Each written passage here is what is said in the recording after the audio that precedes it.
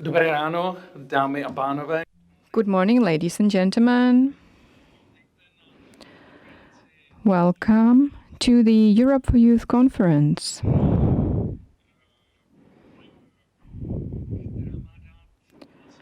Which will give voice to young people. As you have heard in the initial video, in the rock version of the... As you can see, I'm not Nikola Šrubařová. Don't worry, Nikola Šrubařová is here with us, but her voice is not here with us. Which is unlucky, but democracy is not losing its voice, and likewise Nikola has not lost her voice. She will be here with us, and hopefully she can talk in the afternoon. My name is Pavlína. I'm the Vice President of the European Movement in the Czech Republic, and it's my honor to open this conference. This conference is organized by the European Movement in the Czech Republic in collaboration with the Institute of European Democrats and with the financial support of the European Parliament. Our further partners are the European organization Renaissance and the Chamber of Deputies of the Parliament of the Czech Republic, in whose premises we are today. Thank you very much for this opportunity.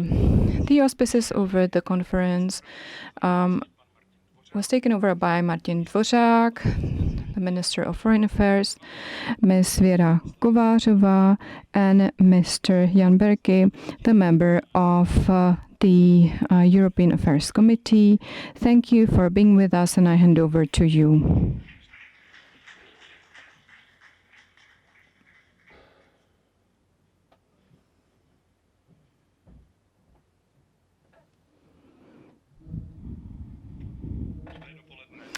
Good morning, ladies and gentlemen. Welcome. When I have viewed the rock version, I told to myself I could have been wearing a more informal suit. It's a great honor for me to open and co-host the conference in our premises. And initially, I have to share with you that there is the interpretation into English. My speech in Czech will be a little longer than if I were supposed to speak in Czech. I will stay with English. This language has enabled us to create a role play in the title Europe for Youth and Europe for Youth. Why are we focusing on youth already in the title? Why are we selecting one group? Because they will be the ones that will live in the period that will be shaped by our decisions, and they will be living in this period the longest. We have to face the truth that they will be growing of age as well. Their attitudes and opinions might change, but they will be the ones who will feel the reverberations of the decisions that we will be taking today the most. Thus, the youth in the title is a language analogy for the future. Why isn't it called Europe for Future, for instance? We find it very important to focus on people, on individuals, on each and every one of us.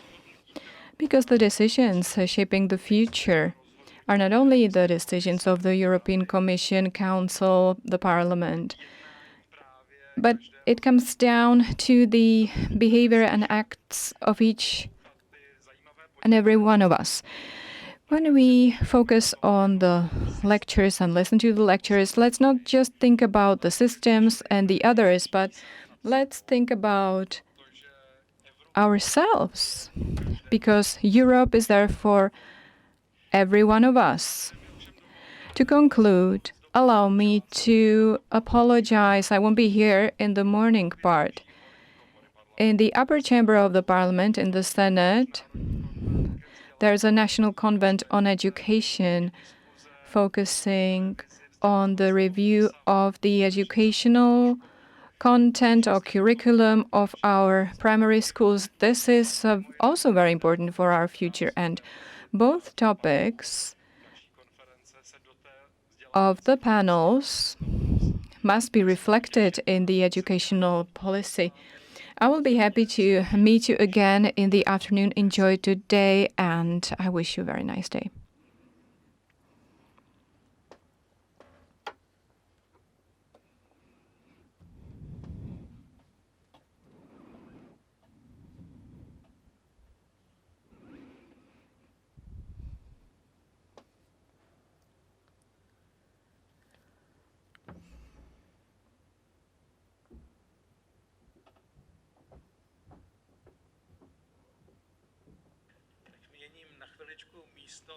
I have changed places to be able to show you the message of the President of European Democrats, Francesco Rutelli. Without major support of the Institute of the European Democrats, this conference could not be held.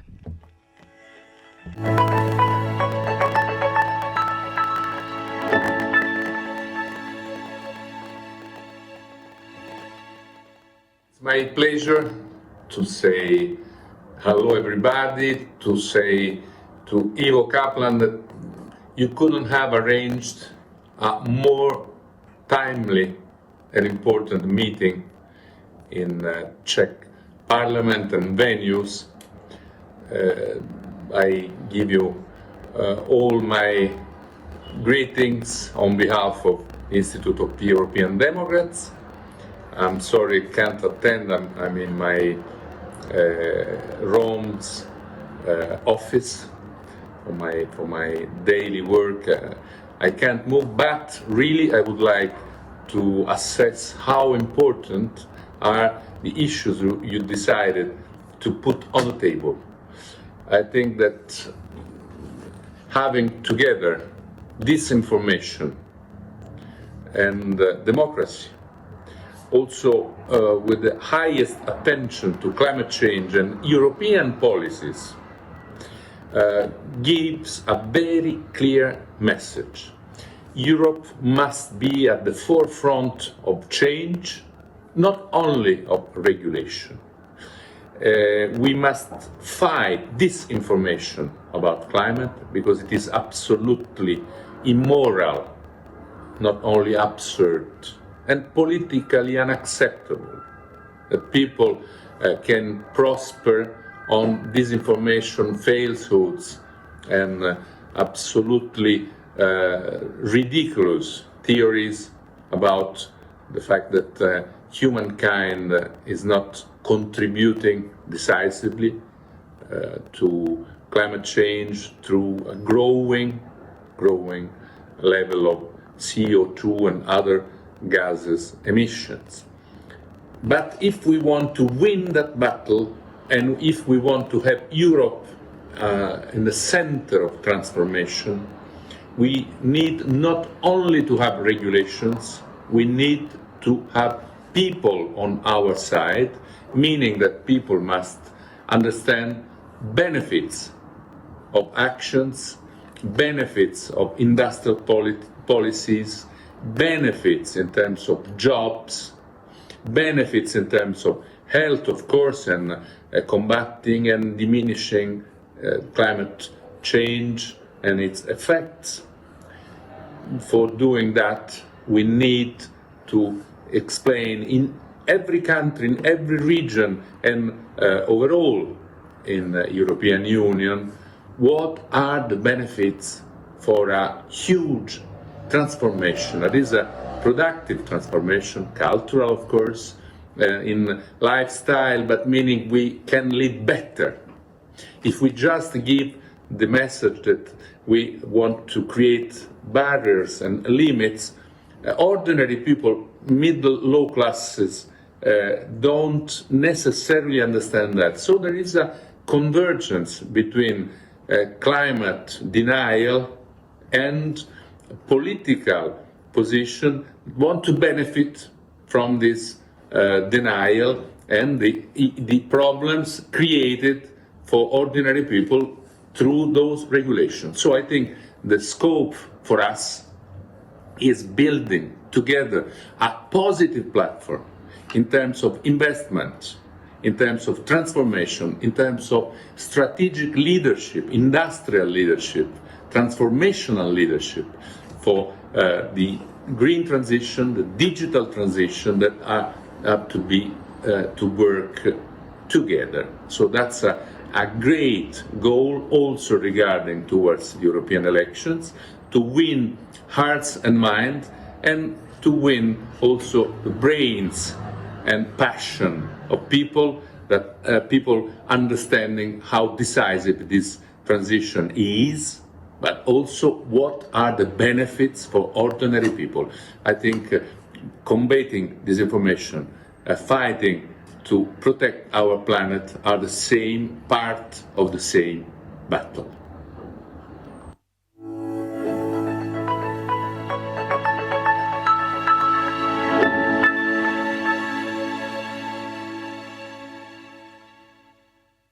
Many thanks to Mr. Francesco Rutelli. It is now my great pleasure to give the floor to Mr. Andrzej Potocki, who is the Vice President of the European Democratic Party.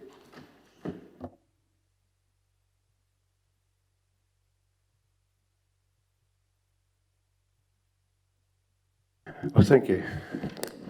In the struggle between machine and human being, machine cannot win.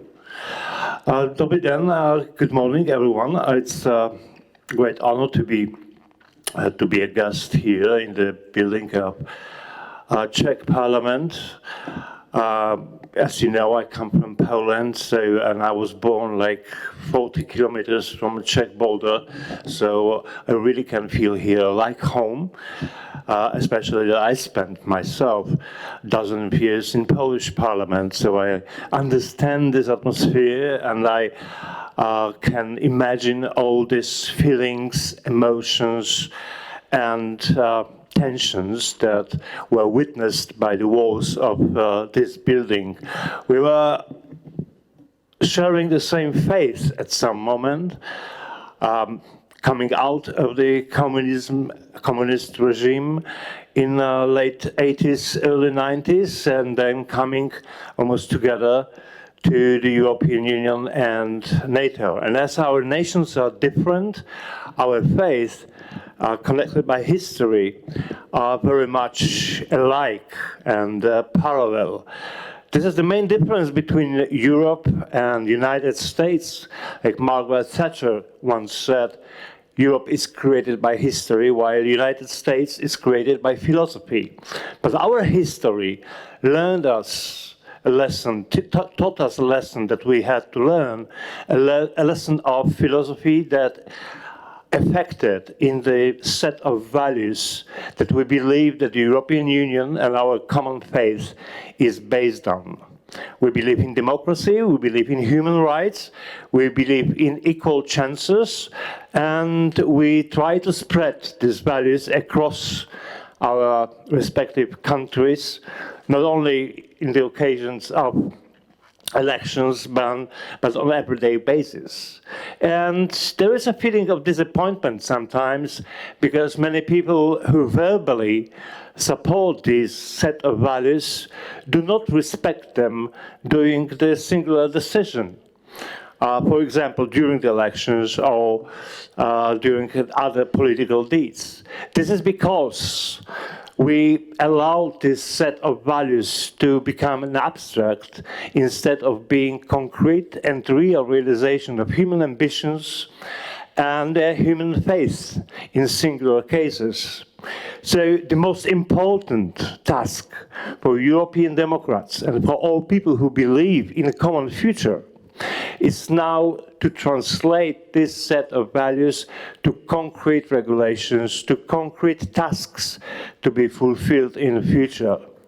People verbally support the values, but when they vote because of their own interest, of the very particular and specific things that are important for them. Healthcare, climate, pensions, the level of life, housing. These are real questions that we have to formulate answers on, basing on the set of values. But we cannot present the values of Europe as an abstract aim, because this will attract no one. Europe has many friends, but Europe has many enemies, outside and inside. And these enemies, in most cases, can use very intelligently all our shortcomings to try to prove that the European concept is not good enough, and that coming back to the 19th century policy of egoistic interests of separate countries would make better for them. History taught us, Czechs, Poles, Slovaks, and other nations in this part of Europe, that the word of national egoism is always against us. And for the first time in history, we have the unique chance to build something on cooperation, not rivalization, where we are always the weaker part. So let's make our strength together, and let's make it not only quoting the abstract ideas, but quoting and answering the concrete and solid questions that are posed to us by future generations. We cannot comprise our message to comparing only what we have now and what we had 30 or 40 years ago. Because the generation that will decide about the future of Europe does not remember what was 40 years ago. This is a fable of a steel wolf, as we say in Poland. We have to answer the questions that are arising now, not that arose 40 years ago. If we can, in this competition, be in line with all of those who have simple answers for difficult questions, and when we will be able to give the better answers and to prove in action that our answers are working, then we will win. If we'll stick to abstract ideas and without possibility to translate them to the concrete deeds and decisions, we are lost. I believe in victory, and I hope that meetings like this are not only about talking, but also about changing the conscience and changing the way we will perceive the set of values that we call ourselves European. Thank you.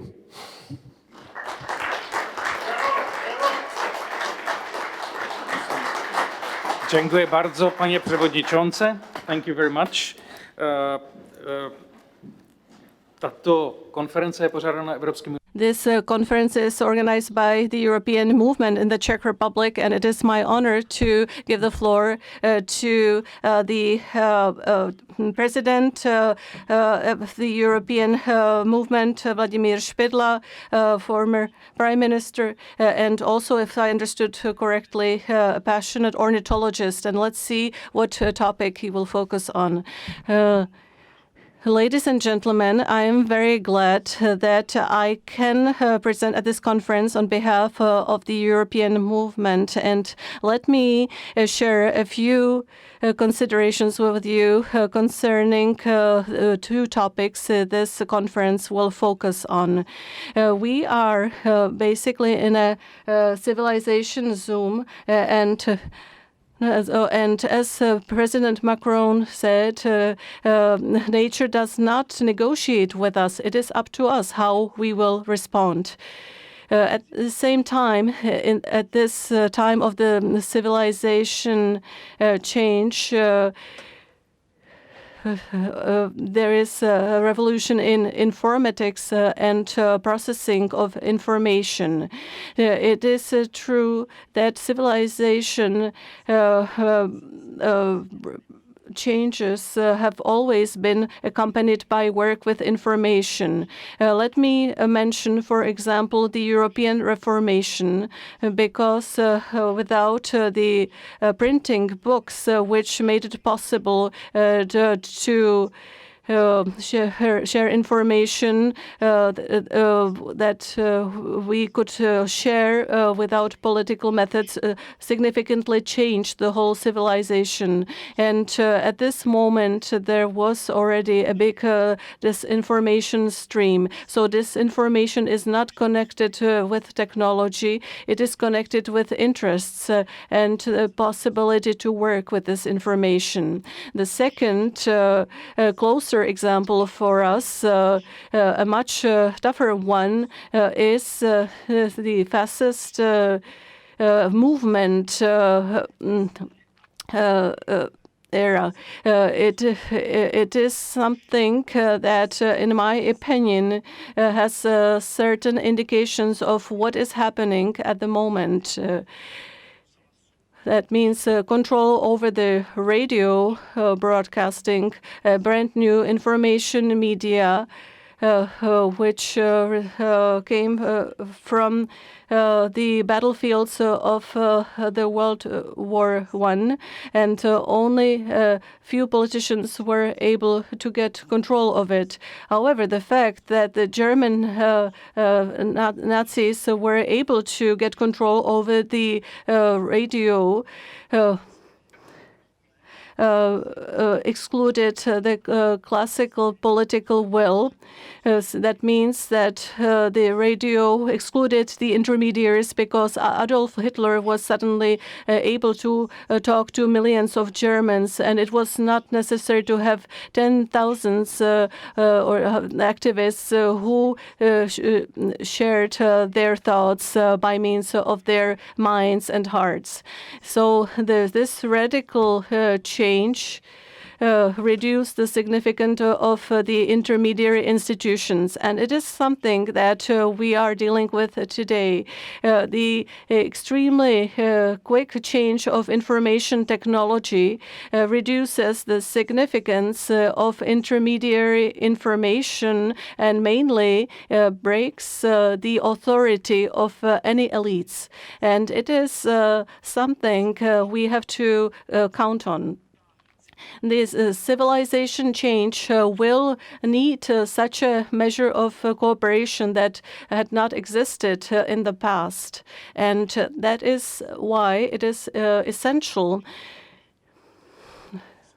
to make sure that when we consider this cooperation and we want to work with information and get rid of disinformation, we should not focus only on technical and technicist aspect, because the basic substrate for disinformation is a social situation. It is not possible to lead a trustworthy and productive dialogue in a society which is radically divided socially, where each its individual fragments live in totally different worlds. And because it is this extraordinary cooperation will be necessary, it is important to realize that this cooperation has to be at the global level, because the environmental change is global, and that means that our dialogue has to be even more complex and complicated than we would assume, because it has to be done through social barriers and other complications, and it also has to exceed the borders of cultures, and it needs to be able to create a global common common way of thinking, and it will provide an impulse that is common for all of us. The situation is even more complicated because we don't have much time, and we have actually gotten into a situation which for us is politically and from the point of view of a dialogue quite different.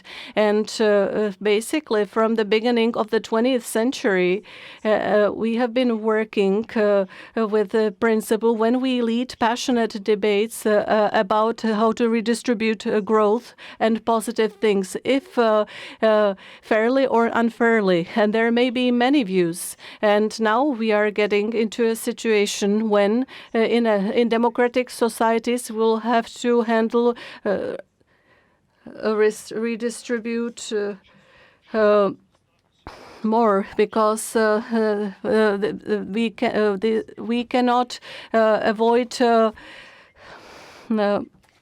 any sacrifices. Of course, this has happened in the past. As an example, in World War II, without tragic sacrifices and victims, we could not have won it and establish the post-war establishment.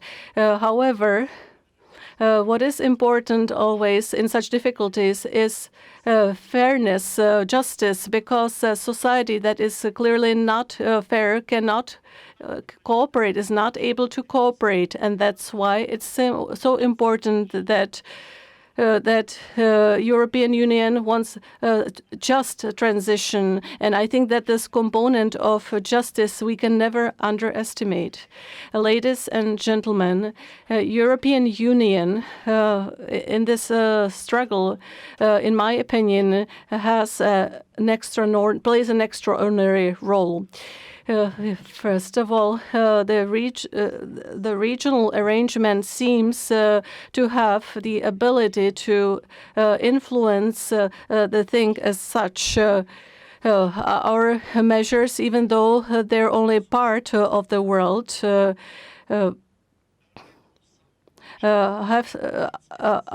can be an inspiration in their scope, and they can prove that it is possible. However, what I consider from the political point of view and civilization point of view is that the European Union has developed their independent original idea of shared sovereignty. And this idea of shared sovereignty enables us to tackle complex issues with much more efficiency than just a simple intergovernmental cooperation. That's why I believe that at the global level, we will have to create something similar to the European Union, even though I don't have a specific idea.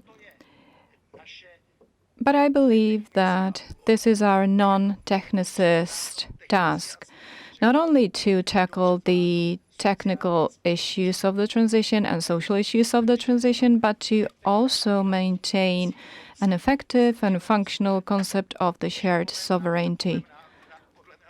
I believe that should such instruments cease to exist, the humankind in that time that will be earmarked will not have the opportunity to develop something that would replace this concept. So, ladies and gentlemen, allow me to conclude my presentation with 2 or 3 fundamental remarks. We cannot face disinformation in a society that is socially radically split. The dialogue will have to be global, and the European Union has an extraordinary role that is larger than the role of the largest national countries. Ladies and gentlemen, thank you for your attention.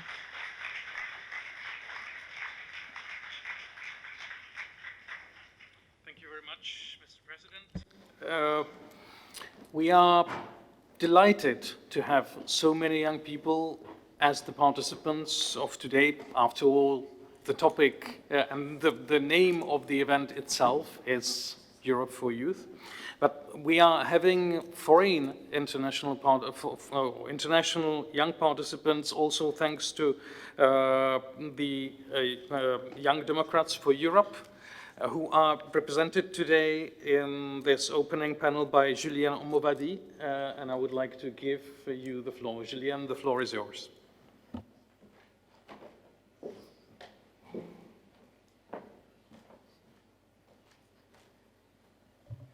So, hello everyone, and I'm Julien Omowadi. I'm coming from Belgium, and I'm the president of Jeune MCC, the youth wing of MCC, a Belgian political party presided by Marie-Christine Marguem, which is a deputy in the federal parliament. And I would like to start by saying that I'm really proud to be here in Prague in front of you, especially because I'm a young politician, and I strongly believe that we as young people need to be heard. Our voice is really powerful, and the actual leaders need to take that into account. And when I got asked to do the welcome speech in the name of the YDE, I was really wondering which topic I was going to choose, because as a young person, there are so many topics that we can address. But I decided to speak about climate change and misinformation, because it is the topic of our conference. And climate change threatens our planet, but misinformation clouds the reality, sowing doubt and slowing crucial actions. And false information about the causes and the impacts of climate change, hinders efforts to combat the global scourge that is caused by climate change. It is essential to seek information from reliable sources and to take a concrete step to reduce our carbon footprint. Every small gesture counts, and together let's educate ourselves, act responsibly, and demand concrete measures from our actual leaders. We need to protect our common home. The time is running. We now need to think about our planet, but also about the future generations, especially young people, and young people all around the world. Thank you.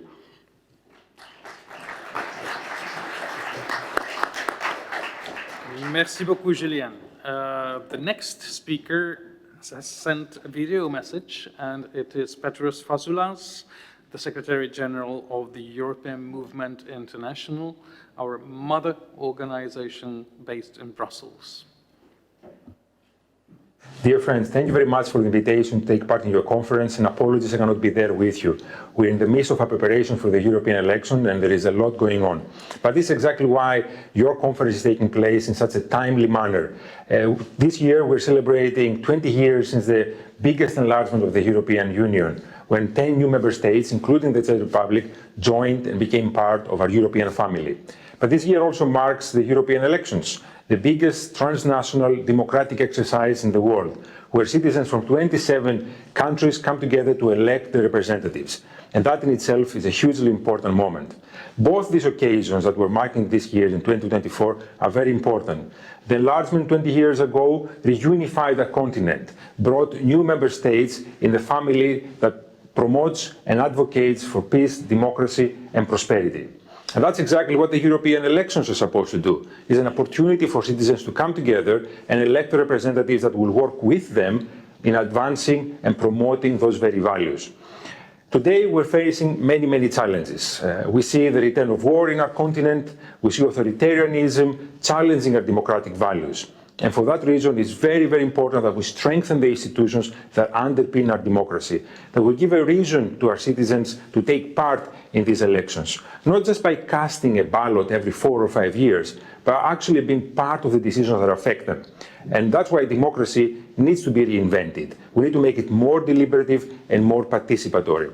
Because the reason why the far-right authoritarians are gaining ground is because the answers that citizens are looking for are missing, whether it's social justice, economic equality, environmental protection. They think that those challenges are not met, and they're looking for alternatives. So it is our responsibility to include them in the decisions that affect them, making them shareholders of our joint effort to address those great challenges and prove once again that democracy is the only form of governance that can really represent everyone equally.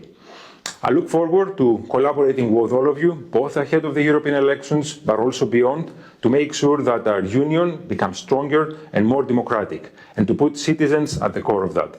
Your conference today is a great opportunity to give voice to stakeholders across society, not least the young, who are indeed those that are going to take us to the next generation. So keep on working, stay in touch, and we look forward to collaborating with you and seeing you here in Brussels. Thank you.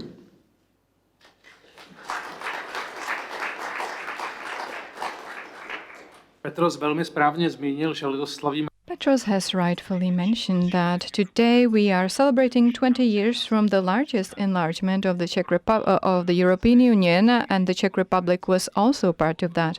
That's why you can see the logo "We are creating Europe." Already 20 years. This is coordinated by the government of the Czech Republic. I'm very happy that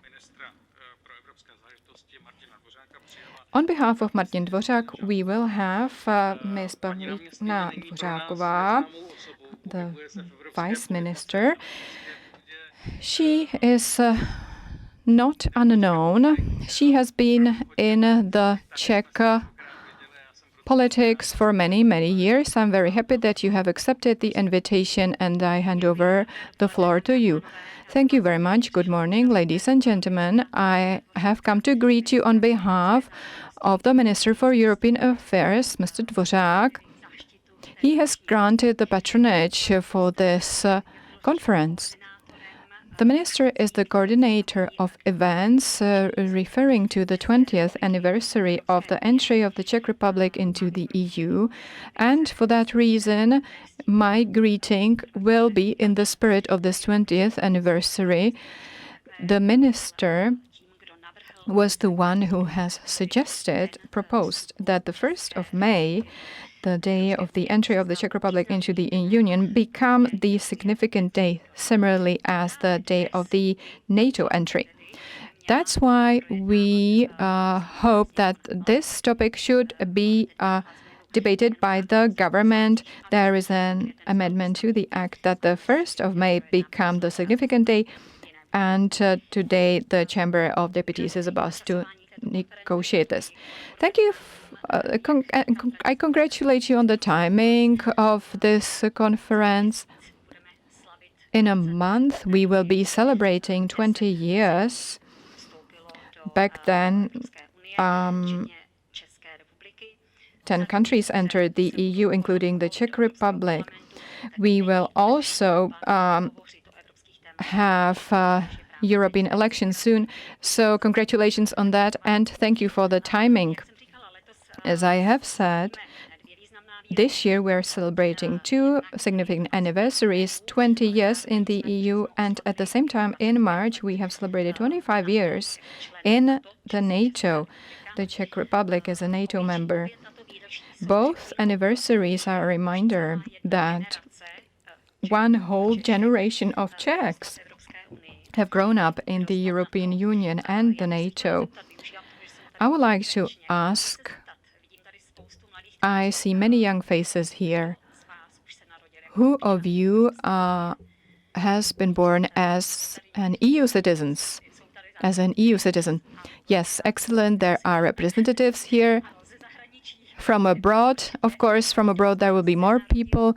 Who of you has been born as a NATO member? I am asking the Czechs. After the 12th of March 1999, all right, even more hands. So you are the living proof of the fact that in the Czech Republic there's a generation of adults who were already born in the NATO and the EU. This has benefits. One benefit, you were born with the European identity, you consider the EU to be a matter of course, and you don't suffer from a nostalgia from some old order, which we can observe in some older generations. A disadvantage may, however, be that the young generation may not be aware of all the benefits that the EU membership brings. A generation that is 10 years older than you, let's say, can remember the time when we paid fees for roaming. This is a matter of course today, or cheap air tickets thanks to the liberalization of air traffic. So that is the benefit of the EU. The membership of the Czech Republic has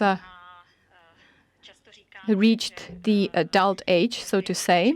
We're celebrating 20 years, and this is a sign that the relationship of the Czech Republic to the EU has grown into a certain maturity. After puberty and resistance fight against authorities, there is a time when we are aware of our responsibility for the world around us, which we have observed during the presidency of the Czech Republic back in 2022. The Czech Republic has proven to be a mature, self-confident country which can strike deals with others, strike functionable agreements, and be at the steering wheel. The membership of the Czech Republic in the EU is a clear advantage. From the political and security perspective, the EU is the only correct choice for the Czech Republic, which the crises, the COVID crises, the energy crisis, and security crisis have shown. We basically live in war now, but it's much better to be part of a stable value entity based on solidarity and sharing of values. The economic benefits of the membership are clear for the Czech Republic.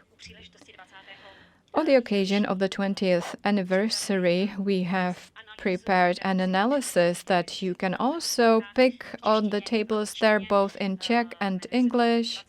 They are called 20 years in the EU in graphs and figures. You can read there how the membership in the EU has impacted on the Czech Republic. Most benefits described are positive. For the countries in the geographical heart of Europe, it's obvious that being part of the economic community has brought many impulses. After the entry into the EU, foreign trade has grown. This has supported the positive trade balance and growth of profits.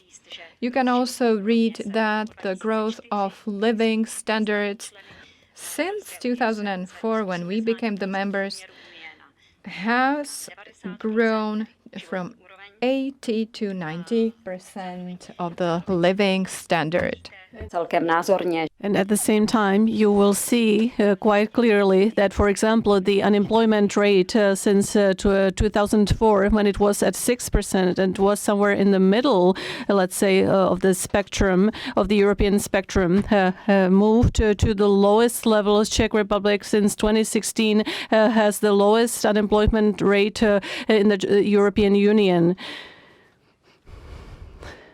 The same goes for the poverty rate. However, there are other effects of positive membership in the environment, water quality, air quality. We have clear figures about how the quality of life improved in the Czech Republic over the past 20 years. Of course, the European funds have a great impact on this, which over 20 years already exceeded 1 billion crowns. If we take all the deductions that Czech Republic has to pay, we have already since 2024 accepted over 1 billion. Yearly, Czech Republic gets over 70 billion crowns, which is more than the yearly budget of most Czech ministries, so that you have some idea. We also have done some macroeconomic estimates of impact, and the Minister of Finance helped us calculate that thanks to the membership in the European Union, Czech Republic is 40% richer now than it would be without being member of the European Union. At the same time, it is necessary to say that we were not always able to use all the benefits of the membership One of the examples you can read about in this brochure is, for example, the labor mobility. Considering the fact that Czech Republic is in the heart of Europe, it uses the free motion of or mobility less than it could, and in terms of the inflow of workers from the European Union to the Czech Republic. And as well as a share of the workers going to work in the European Union, it is also under average. Another thing, from my point of view, that is not a good thing, is unaccepting the euro currency, so that we could make the conditions equal for entrepreneurs in these countries. In the Czech Republic, we also have not been able to use all the funds and grants so that all regions can come closer to the level of the European Union. Some regions have not reached these living standards in the European Union. On the other side, they actually are further now. I would like to thank all of you, especially the young people who are interested in European affairs. It is necessary, especially now before the European elections. It is a good thing that you want to approach the elections as informed as possible. And I would like to also call on you to be active further, to talk about European Union online and social media, also offline with your loved ones.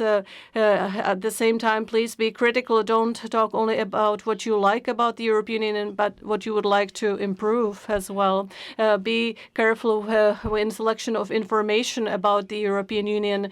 Definitely always verify your resources. Go to the primary information resources. Always read the whole article, because if you read only the headlines, it may provide you a different picture of the European Union than the reality is. Also be interested in work in European institutions. Now I'm turning especially to the Czech participants. There are not so many Czechs in European institutions, so we need to get more Czechs into European institutions. If you have already have a bachelor's degree, the first option is our internships in European institution. In July, you can apply, be interested in these tenders for European institutions, and further use all the benefits the European Union offers us. Go study on Erasmus programs abroad, travel, enjoy life. Carefree. If your flight is cancelled, use your health insurance cards, all the benefits that are offered to you. Thank you. That's all. In conclusion, I would like to wish this conference all the good, all the best. You have a very nice agenda ahead of you, so I wish you a nice conference. Thank you very much, the Deputy.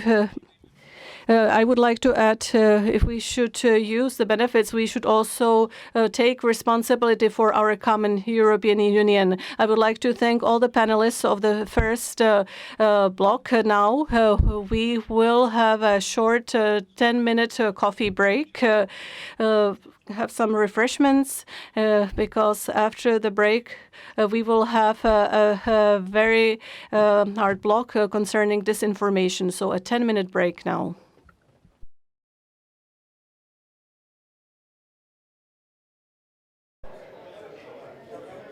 Tak, dámy a pánové, pohodlně se usaďte.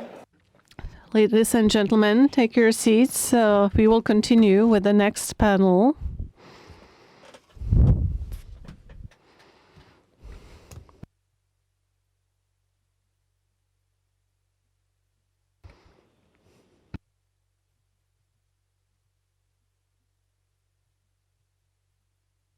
I hope you had some refreshments, because the topic we will be discussing now is not the easiest one. One of the big two topics we will deal with at this conference is disinformation, plague of modern societies, as a subtitle. The spreading disinformation, as we know, is intentional creating and spreading of untrue or manipulated information that should deceive the receiver. And the goal is to cause some damage or gain some political, personal, or financial gain. The questions connected with this is how to identify the disinformation, how to use monitoring of the media for early warning, how to do analysis of the impact of disinformation, how to secure effective strategic communication and fight with disinformation. And the questions that we gave to our panelists is how to guarantee the equality of in speech, how we can regulate internet communication to protect our common values without using anti-democratic tools like censorship. For this topic, disinformation in online space, we will discuss with a few honored guests, without further delay, I would like to give the floor to the first speaker, who is Marie Hermanová, a social anthropologist, author, lecturer at the Faculty of Arts of Charles University, and a researcher at the Academy of Sciences of the Czech Republic. The floor is yours, Marie. Thank you. I would like to apologize for the confusion. I prepared my presentation, and there are some links to the academic literature. So I will represent the academic sector. The presentation is in English because I thought assumed it would be the language of communication, but I was told that I should speak in my mother tongue. However, on slides, it will be in English. Good morning, everyone. It is my honor to be here with you today, and my task, or what I would like to sum up in the 10 minutes, is what we know about spreading disinformation, what we have empirical data for, and what we can verify somehow. It seems important to me to come back to the studies all the time and to refer to them, because from my experience, what we know or can be proved by research is counterindicative compared to what we focus on in our political measures or what the media writes about. It is not criticism of the media or political measures. Maybe it is our fault in the academic sphere that we don't communicate enough what we do research on. And of course, the academic research is slower than politics. And at the same time, some of the phenomena we will be talking about here today are quite new. And it is hard to learn something new when it comes to empirical information about them. What I would like to focus on is online communication and online disinformation. It has already been mentioned here. The President Špidla talked about this. There are certain reasons why we approach disinformation the way we do. And the second topic is that a large part of the discussion on disinformation is framed with security issues, which is, of course, an important part of the discussion. However, at the same time, we are missing quite important aspects of spreading of this disinformation. Here you have some links to the academic literature. I know I'm not at an academic conference here. However, it seems important to me to show you that we have studies we can refer to. We have experts who study it. The first point is quite clear. I think a majority of the research and most of the public discourse focuses on the internet and especially social media. this is also how my personal research works. It is very beneficial for us. Social media is a great communication channel. It's a great source of data. It is very easily accessible. We can research political narratives that spread in villages among people.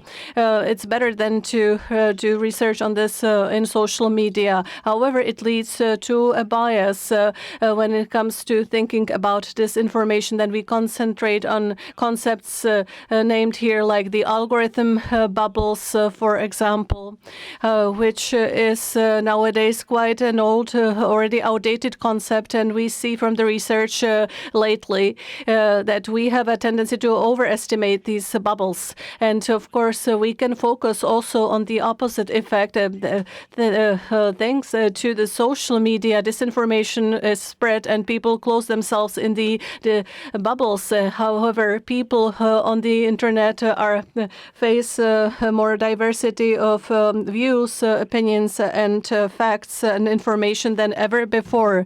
So some experts at the moment think about the perceived effect of bubbles, whether it is the effect of the algorithm or our interhuman communication when at the time we face this diversity, we don't think about it.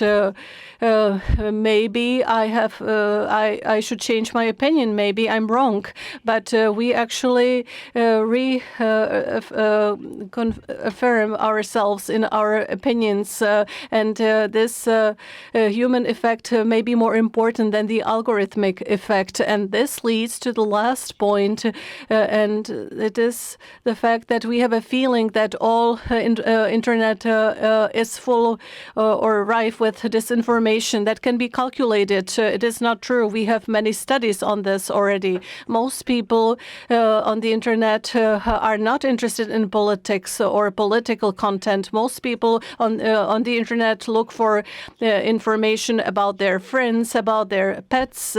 We look for fun content in however, a minority of people, and there are also studies on this, however, most of these studies are from English-speaking environments like the USA, so it cannot be applied to reality in the Czech Republic or Europe, where the main communication language is not English. However, what we know from the American environment, the percentage of people who actually are interested in politics or spread information of political type, it's 5 to 10% of people.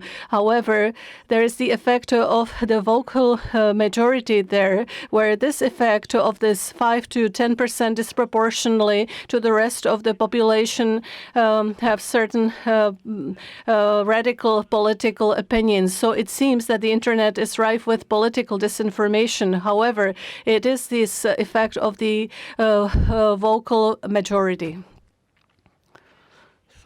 This is my conclusion of the first point. So this is the way I perceive it. And again, it may be a distorted view from my academic bubble, and I will be glad if you correct me further in the discussion.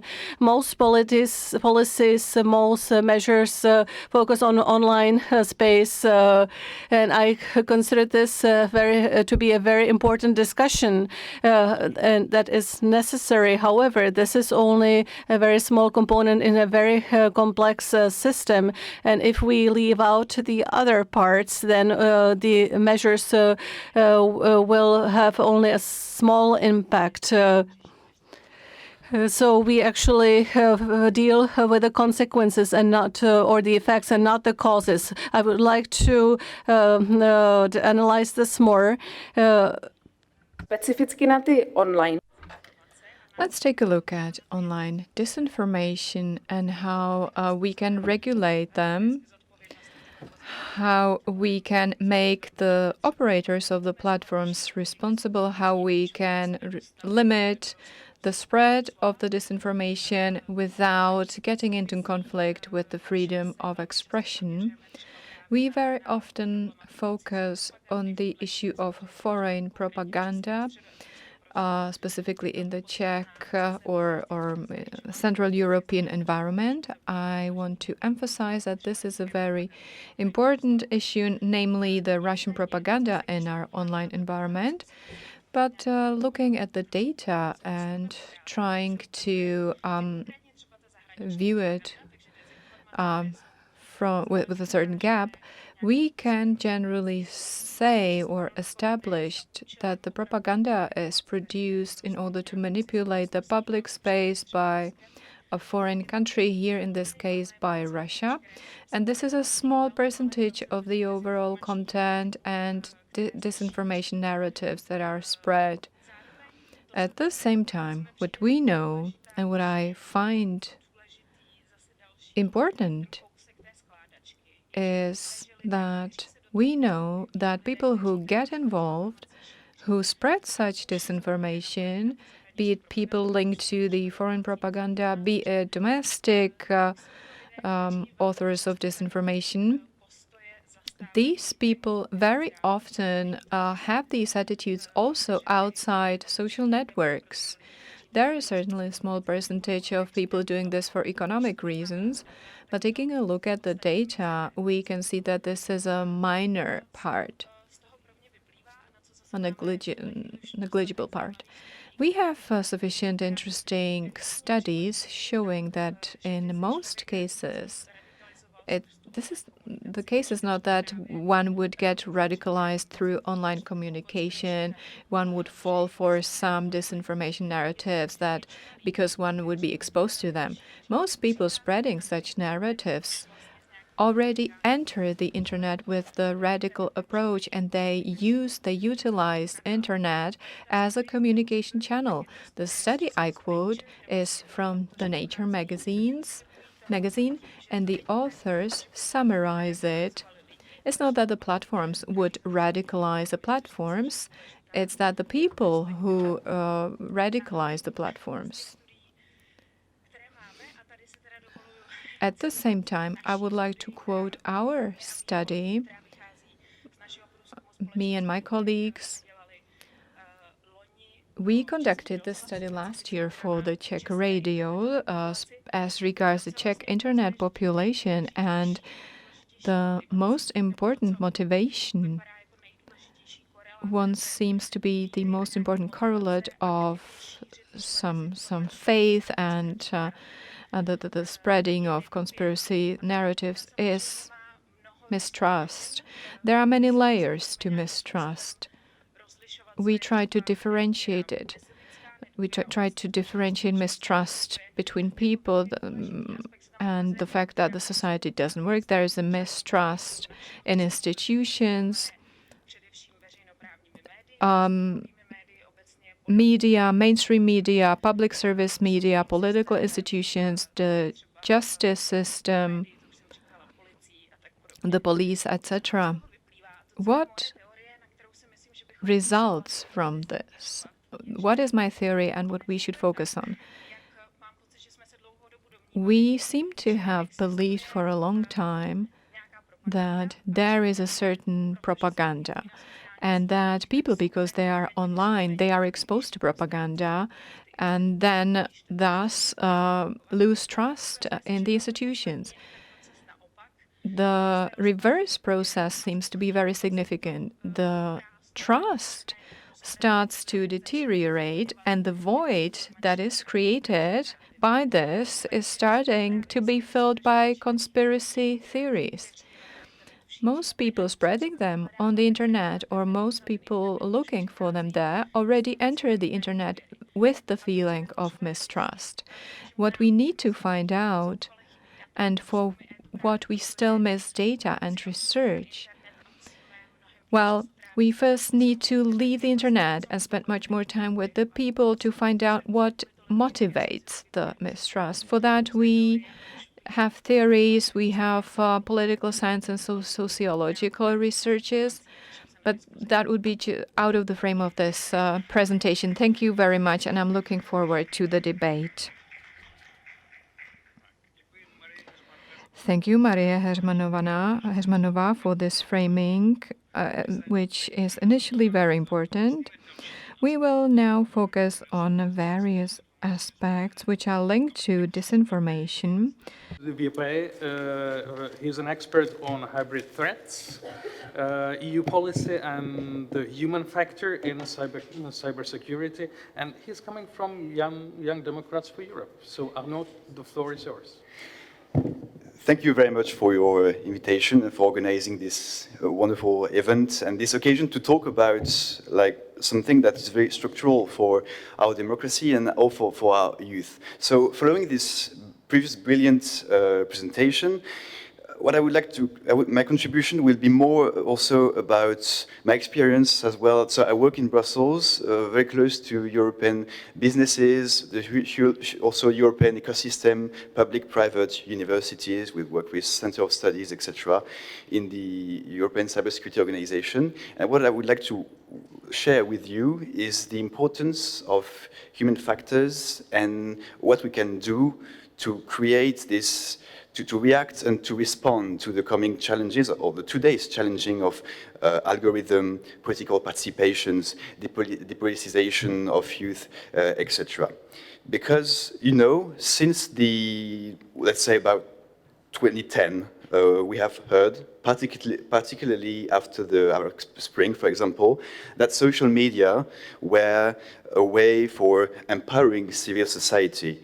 It was a way to create more communication, to release the public speaking, etc. But now we see the other side of the coin, and this is what I would like to explore with you in different ways, because we realized recently, as we know, that today technology giants are now in the process to control our use, to control our data for commercial purposes, for political purposes as well, for military purposes, because now what we have learned so far is that technologies, algorithms are dual. So many technologies were that way as well in the 20th century, like nuclear, atom, for example, nuclear, for example. But it's more the case with technologies, cyber, etc., because our data have both civilian and military aspects, and they are shared between states, between companies,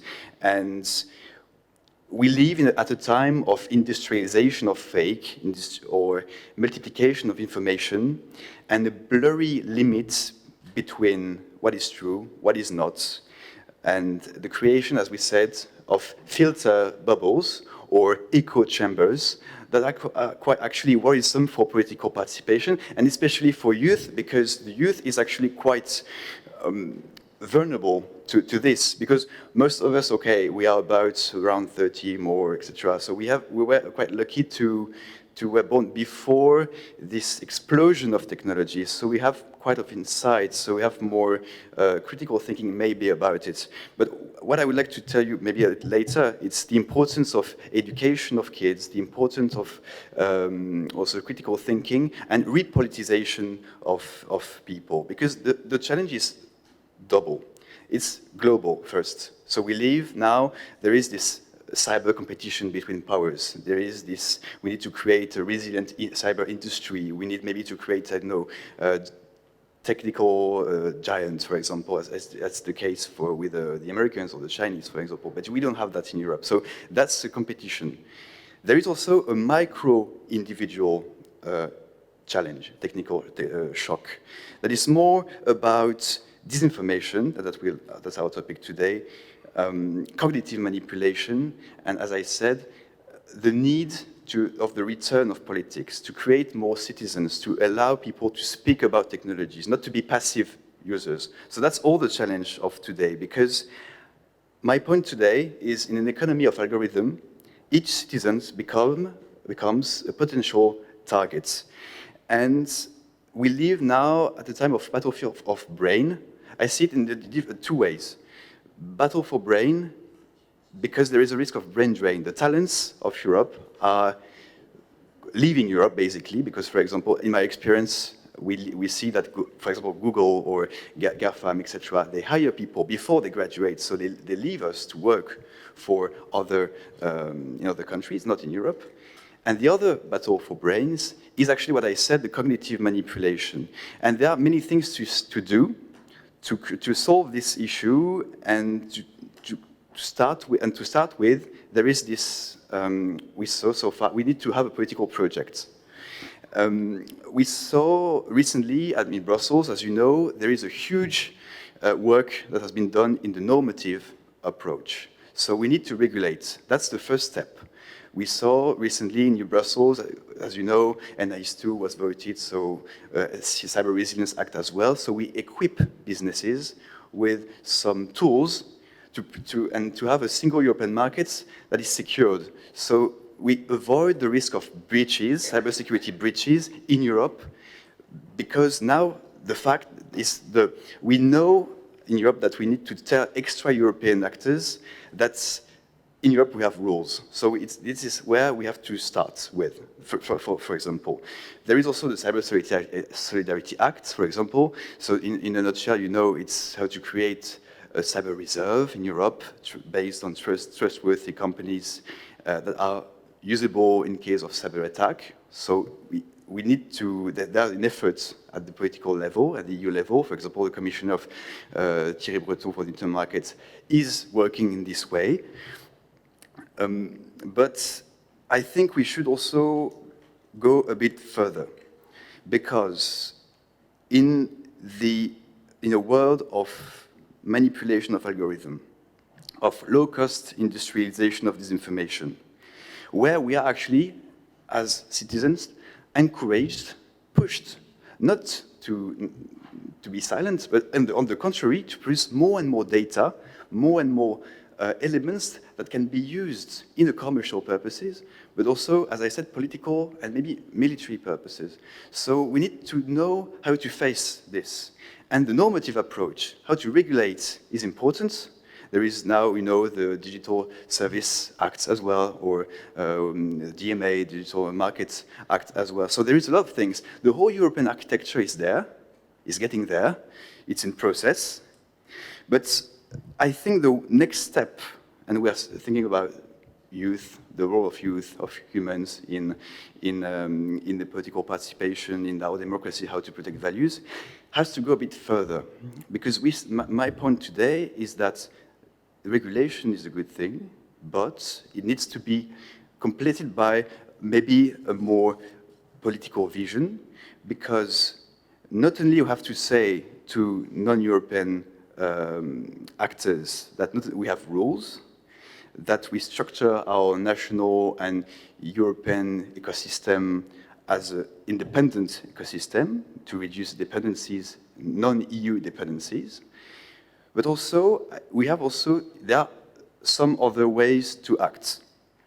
For example, I think also the very first step is to contribute to create, because I work also with industries, universities as well, to create the EU standards to push for more priorities in the industrial sector. I think we have the regulation, it's important, but what is missing in maybe an effort in the industry to foster more initiatives, innovation, why not technological giants or providers, but Europeans, with our norms, with our values. Otherwise, the big fear is really to be dependent on other ones that may share some of our values, but not all of them. And this, as European, I think we need to push maybe to have our own ways to act.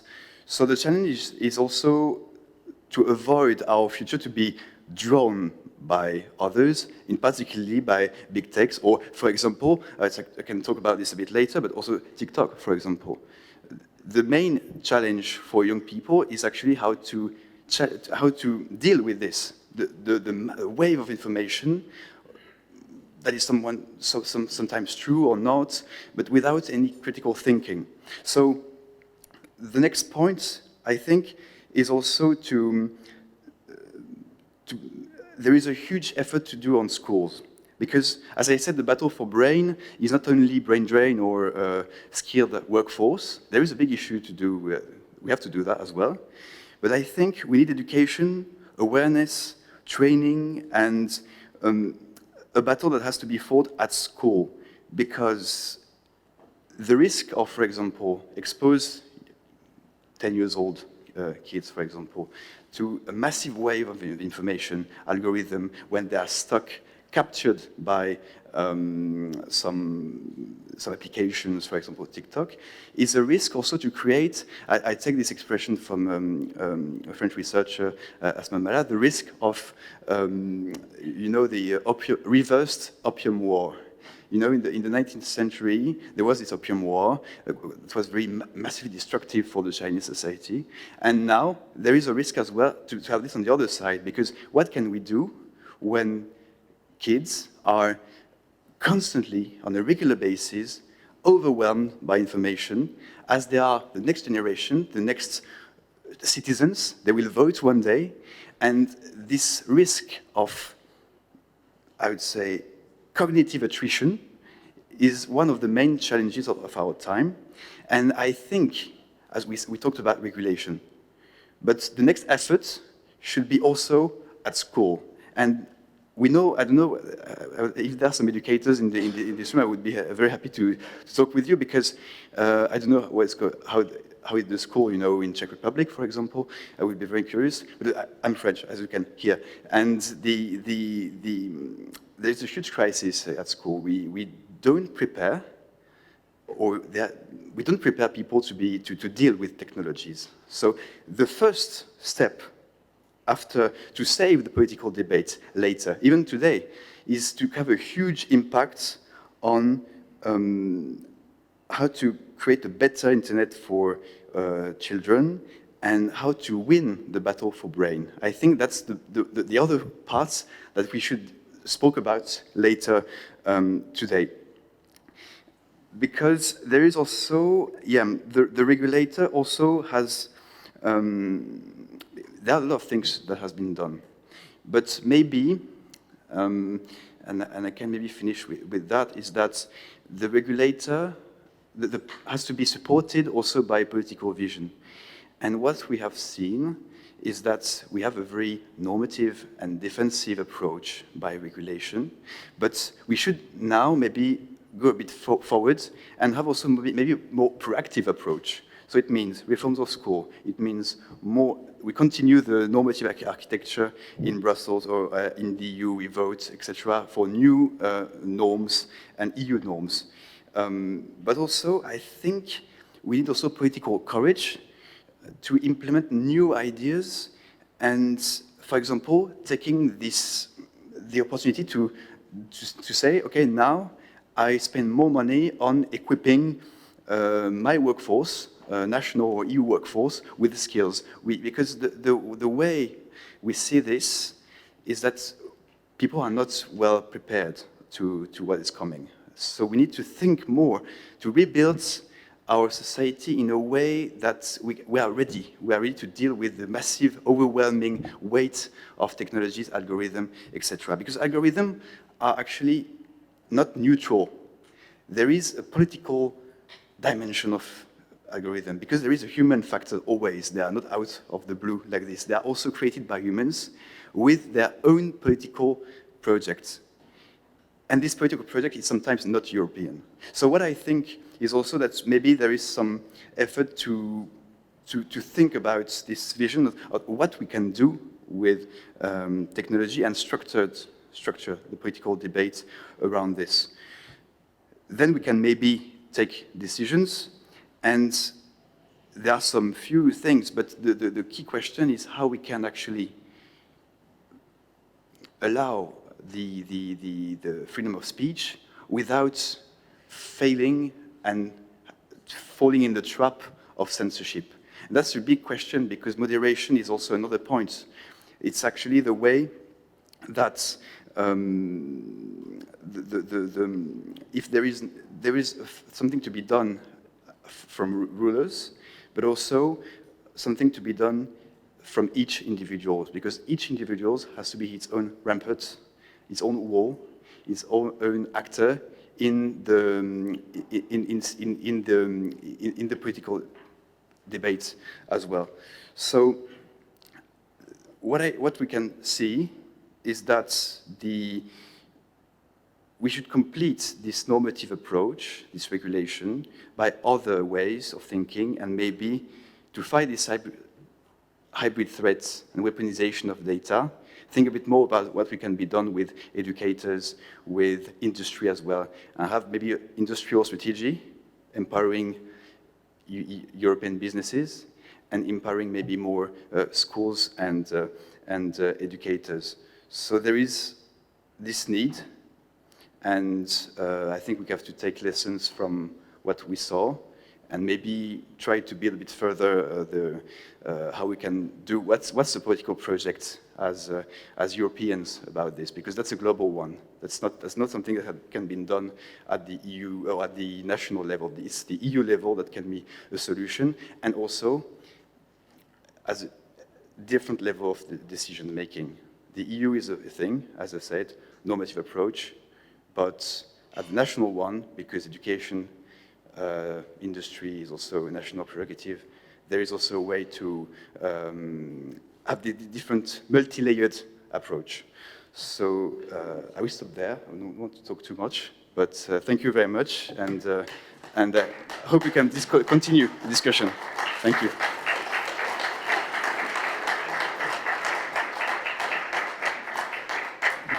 Merci Arnaud. Už jsme si říkali, že dezinformace. We have already said that disinformation is used mainly to spread influence. The goals may be economic ones. When a person is in a hacker mood, the goal may be discreditation, polarization, or other operations. And I think this is what our next speaker wants to focus on. I would like to welcome him here. It's Mr. Jakub Landowski, permanent representative of the Czech Republic to NATO. It is his second time with us, so I appreciate it very much. Mr. Landowski, it is yours. So thank you for your invitation. I am very glad that I can talk to young people from many countries. This time I will speak in my mother tongue, just like the previous speakers. And I would like to confirm your words at the beginning. The question you posed is probably the most essential and most difficult question for all of us, because it concerns the relationship of a human being to truth, which is essential. However, I will focus more on the international aspects and on sovereignty issues. At the beginning, I really appreciate in Dr. Hermanova's presentation her accuracy.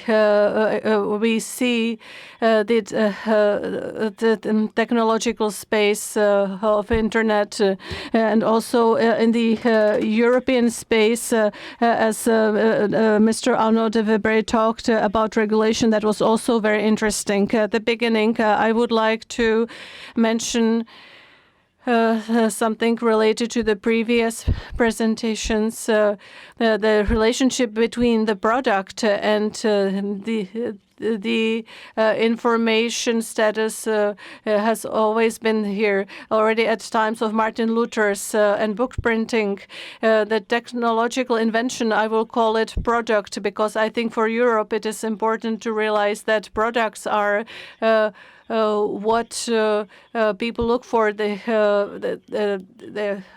It is the final useful product for them. It is also about how we process information, how we serve the risks.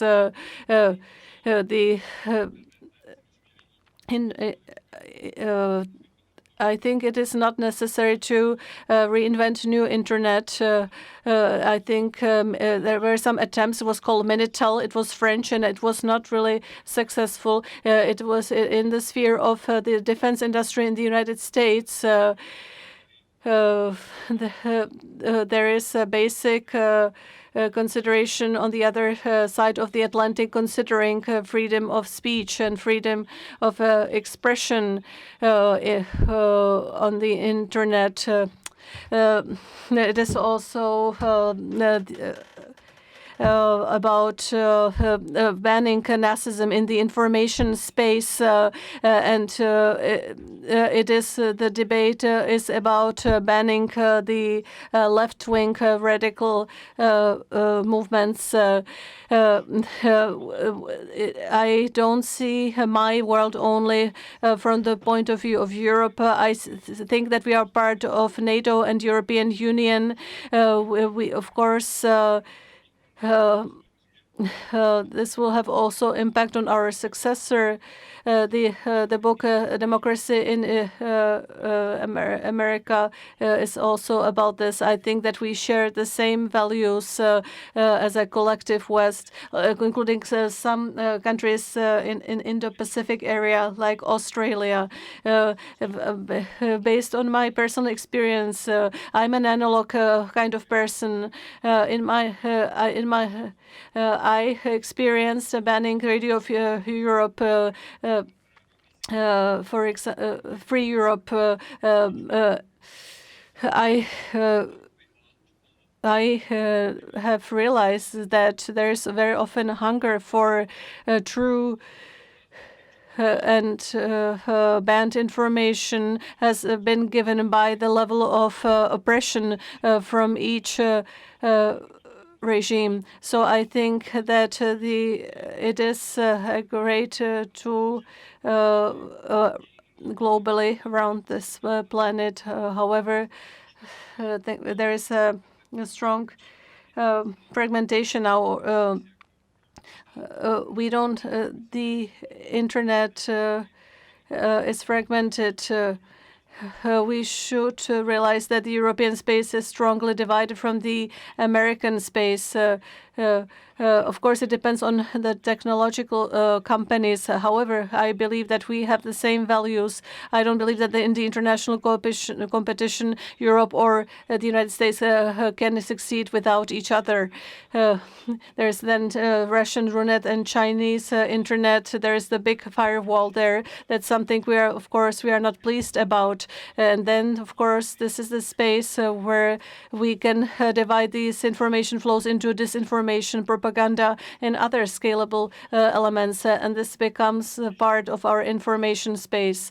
I'm looking forward to the discussion later.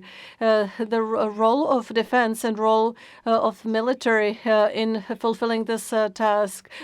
Strong warning.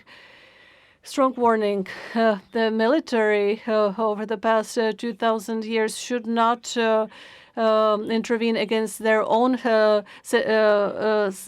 inhabitants only in cases of emergencies. So I would like to omit this for now. However, it is possible there is a sovereign space of individual countries, and it is possible to protect the space not by using the military, but the Ministry of the Interior and other state authorities, cultivation of this common space. Another thing is the proliferation of the disinformation. It was interesting to listen to Mrs. Hermanová when it comes to the quantity of the information.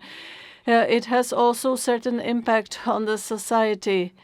I agree that the data that we receive don't reflect reality. However, I would like to warn you, when it comes to quantity of information, we should not put any emphasis a great emphasis to the quantity only. It is a system that responds very quickly. Sometimes it works the same way as biological system, as a society, on codes. If there is a wrong code, it can spread around the world very quickly.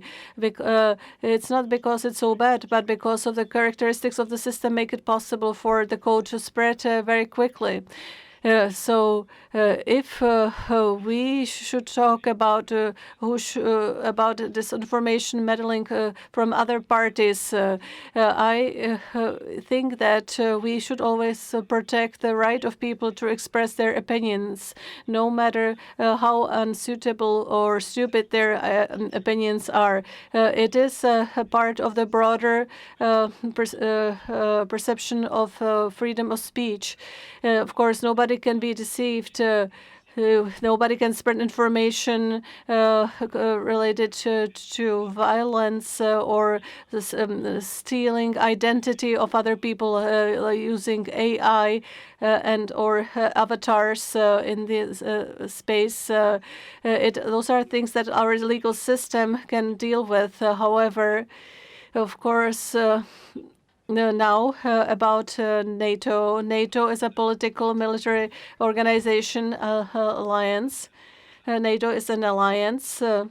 So we really do appreciate our allies, and we put their interests often above our own interests, and it should support the public, and they do evaluate their figures every year. Part of this is communication.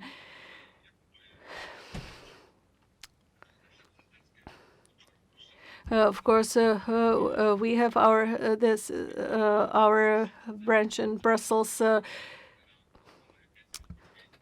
We try to use our own communication lines.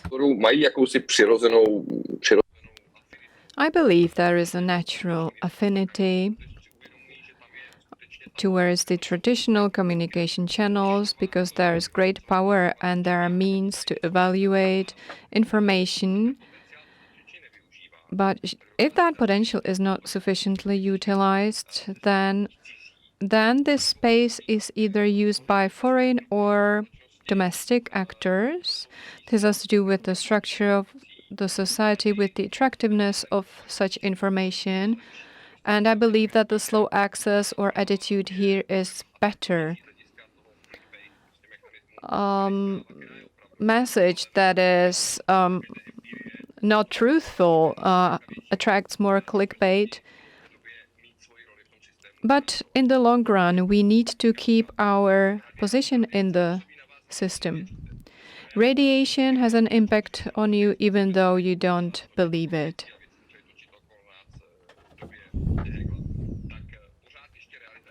So the reality exists, it persists, and we can see it based on the example of the conflict in the Ukraine. And we can see how this conflict predetermines the political stances. Reality is a matter that cannot be denied. And this also concerns the debates in the US, where drinking chemicals allegedly can cure COVID. So those were such debates there. So here we need to strike a very sensitive balance. I don't know a reply to the basic question as regards the degree of the intervention. I don't know it. I know that our national and European pillar will play a greater role. But NATO and the support for its existence and the support for Article 5 and the economic strength of NATO and military strength of NATO is also a part of the picture. The latest statistics is also interesting. The NATO represents more than 50% of the economic global power.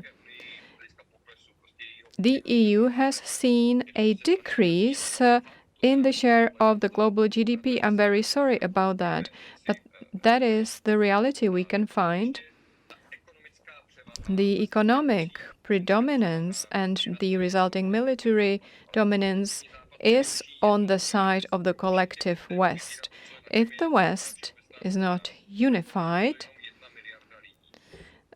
we still only represent 1 billion of people, and we live on the planet where 7 billion of people have different values.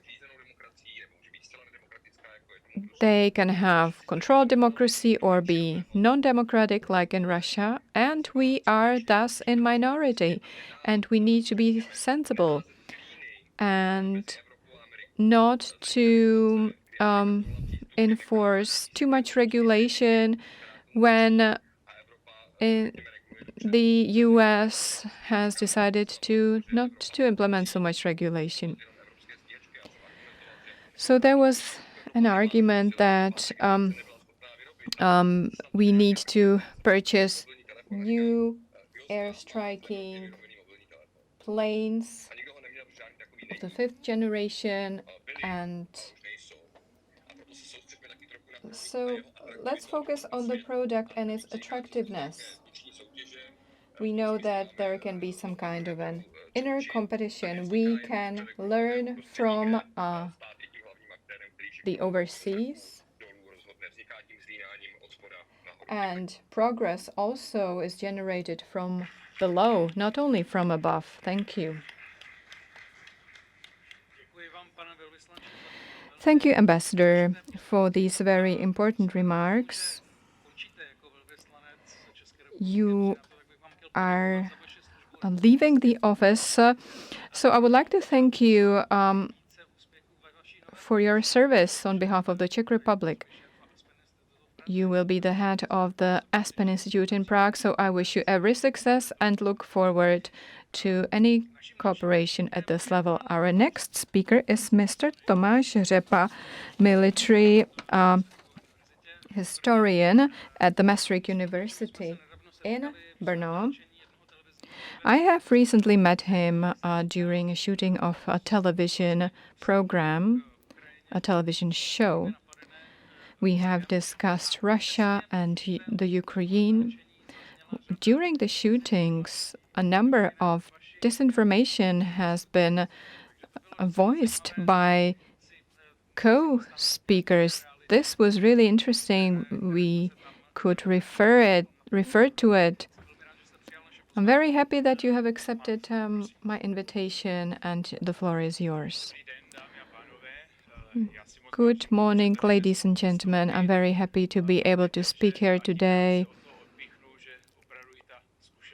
The experience in this one television show, and there have been more of them over those past 2 years, on the conflict in the Ukraine will certainly affect you. I will take a little less academic attitude. I will try to present my personal perspective. I might present some possible solution or maybe an approach for an individual. I'm at the defense faculty. We have both civilian and military students. The military students are used to listening more, and the civilian ones are used to asking more. Without the questions asked correctly, we wouldn't move forward, and we need to keep contact with the young generation. I would like to pick up on some statement. I will use a historic example. I will also touch upon the activities of some communities. I will have 12 minutes for my presentation, so I will not be able to manage a lot.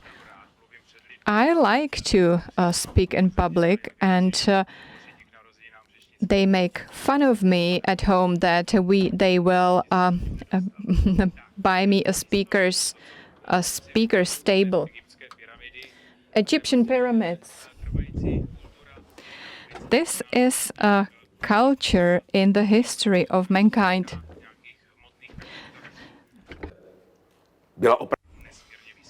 It was a very advanced culture. It lasted more than 4,000 years, and it succumbed to the dominance of the antique Rome, but something was preserved. Some events linked to the Egyptian civilization also form our view of information, disinformation until today, because we still have the image of the known battle at Kadesh, which allegedly was in 1274 BC. Egypt and Hethisia battled together against each other, and there was a repeated battle. And the rulers in their palaces announced that they were the ones who won. It was a historic victory. Napoleon Bonaparte and modern rulers had different information or communication channels, but these two rulers back in that era chiseled the inscriptions of their victory in their palaces. And the perspective, someone framing the history, someone speaking about history. Well, we can say that we live in a time which is packed with information. In no time of history has mankind lived in a time rife with information. And not everyone can tackle this adequately. The dialogue in the society is very important. The title is Europe for Youth. I will speak about the activity of one organization which does very good work. I collaborate with them. It's called Fake Escape, Escape Fake News in translation. There are programs for primary and secondary schools. They can play games, and they also have a senior level of lecturing activity. We cannot do without our seniors. When seniors get radical, when they feel that they are being forgotten, that they are not being listened to, then this will affect the future of the youth. They might express their frustration during elections, and I wouldn't want to live to see it. So the work of such organizations is important. I meet pensioners. We play games. They are pulled in the story, so to say, and they are happy about it. They are happy to speak with someone else, someone who has found time for them, someone listening to them there. I think that this prerequisite is very important for the society.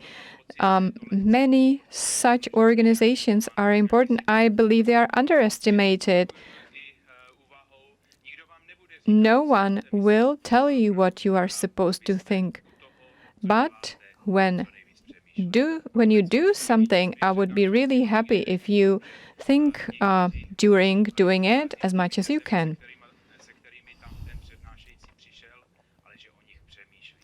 It's important when leaving a conference to think about statements that have been voiced there. I am a member of the active reserve. I have a colleague here in the room. I'm not alone here. This is the unit of cyber operations. We will not speak about the content of our activities. We are aimed at the defense and resilience of our country. Should we, however, focus only on the military aspects, we could say that something would be missing. I'm honored to meet very interesting personalities people who have been successful in their professions and who also dedicate time to the defense of the country in their free time. This cannot be valued enough. So we are merging the military and civilian sector. People who live their civilian life but can support the military as well. I should be writing a doctoral thesis on a defense act from 1936. I am happy to work on this. I have been collected information sources for this thesis. And we can say that back in the 1930s, there was a huge panic and crisis. Czechoslovakia back then was left alone. We are proud now to be able to cooperate. I believe that our army is moving forward. I believe we have increased our quality. Without the big community,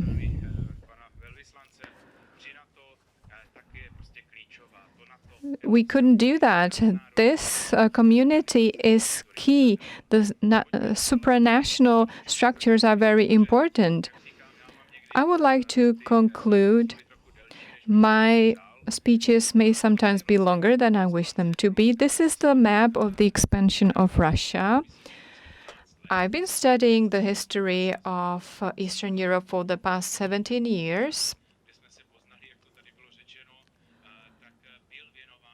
The TV show we mentioned earlier was about whether weapons should be sent to Ukraine or not.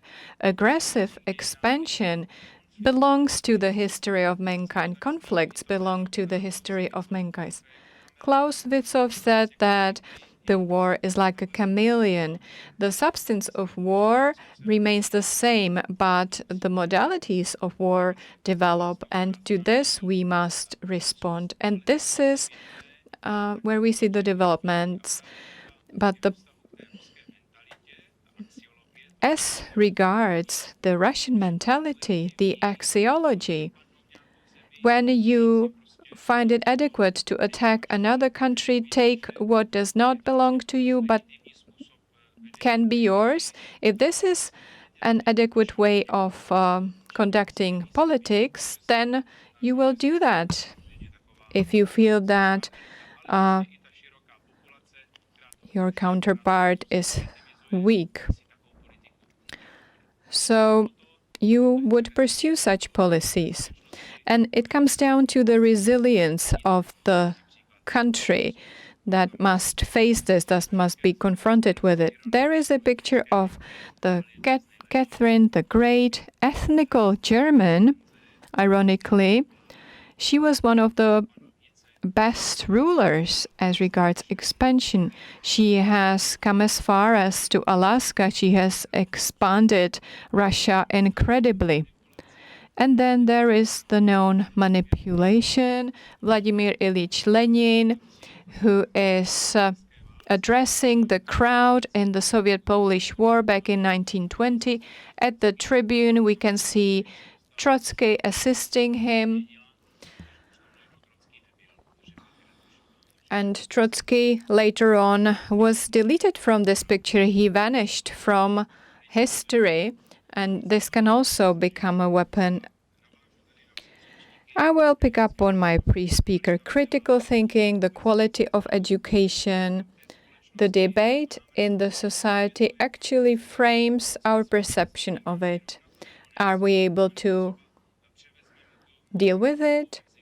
Or are we going to accept the story that is told? The topic of Bandera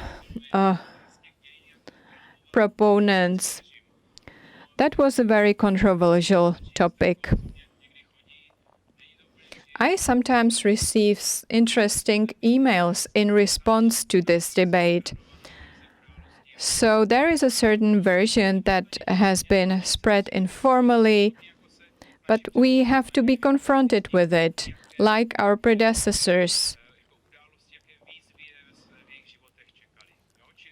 who certainly were faced with other challenges. So history is important. It's important to know it. And we also develop technologically, rapidly. And the past creates the future. Thank you for your attention.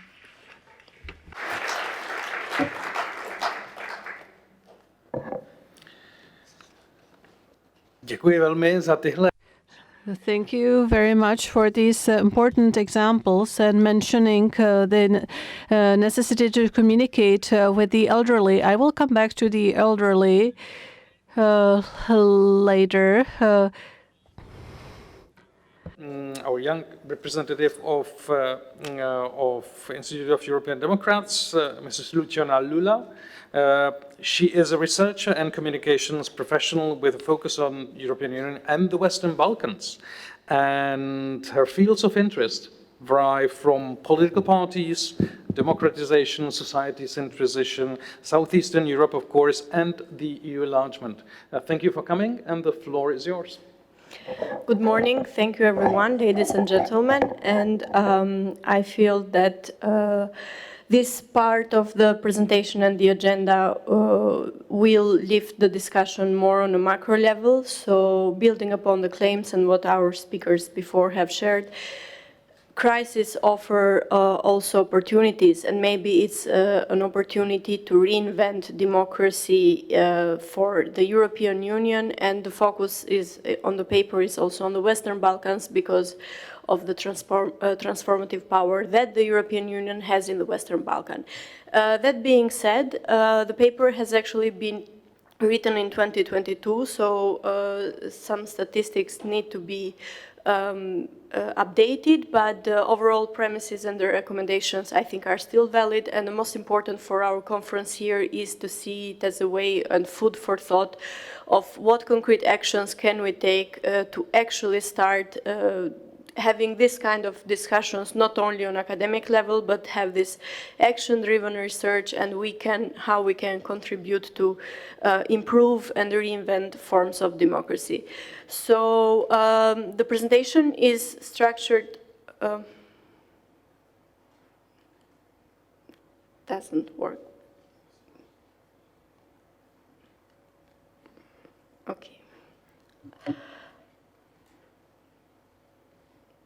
So the paper actually explores three main components. First of all, it gives an overview of current state of affairs of democracy in the European Union, then explores the theoretical aspects and principles upon which deliberative democracies can thrive and can function. And the third one is the element of the transformative power that the EU has into accession countries, such as the case of the Western Balkan. So, yes, please, if we go to slide 3. We understand one of the limitations that the paper has, it's actually that it takes into analysis the EU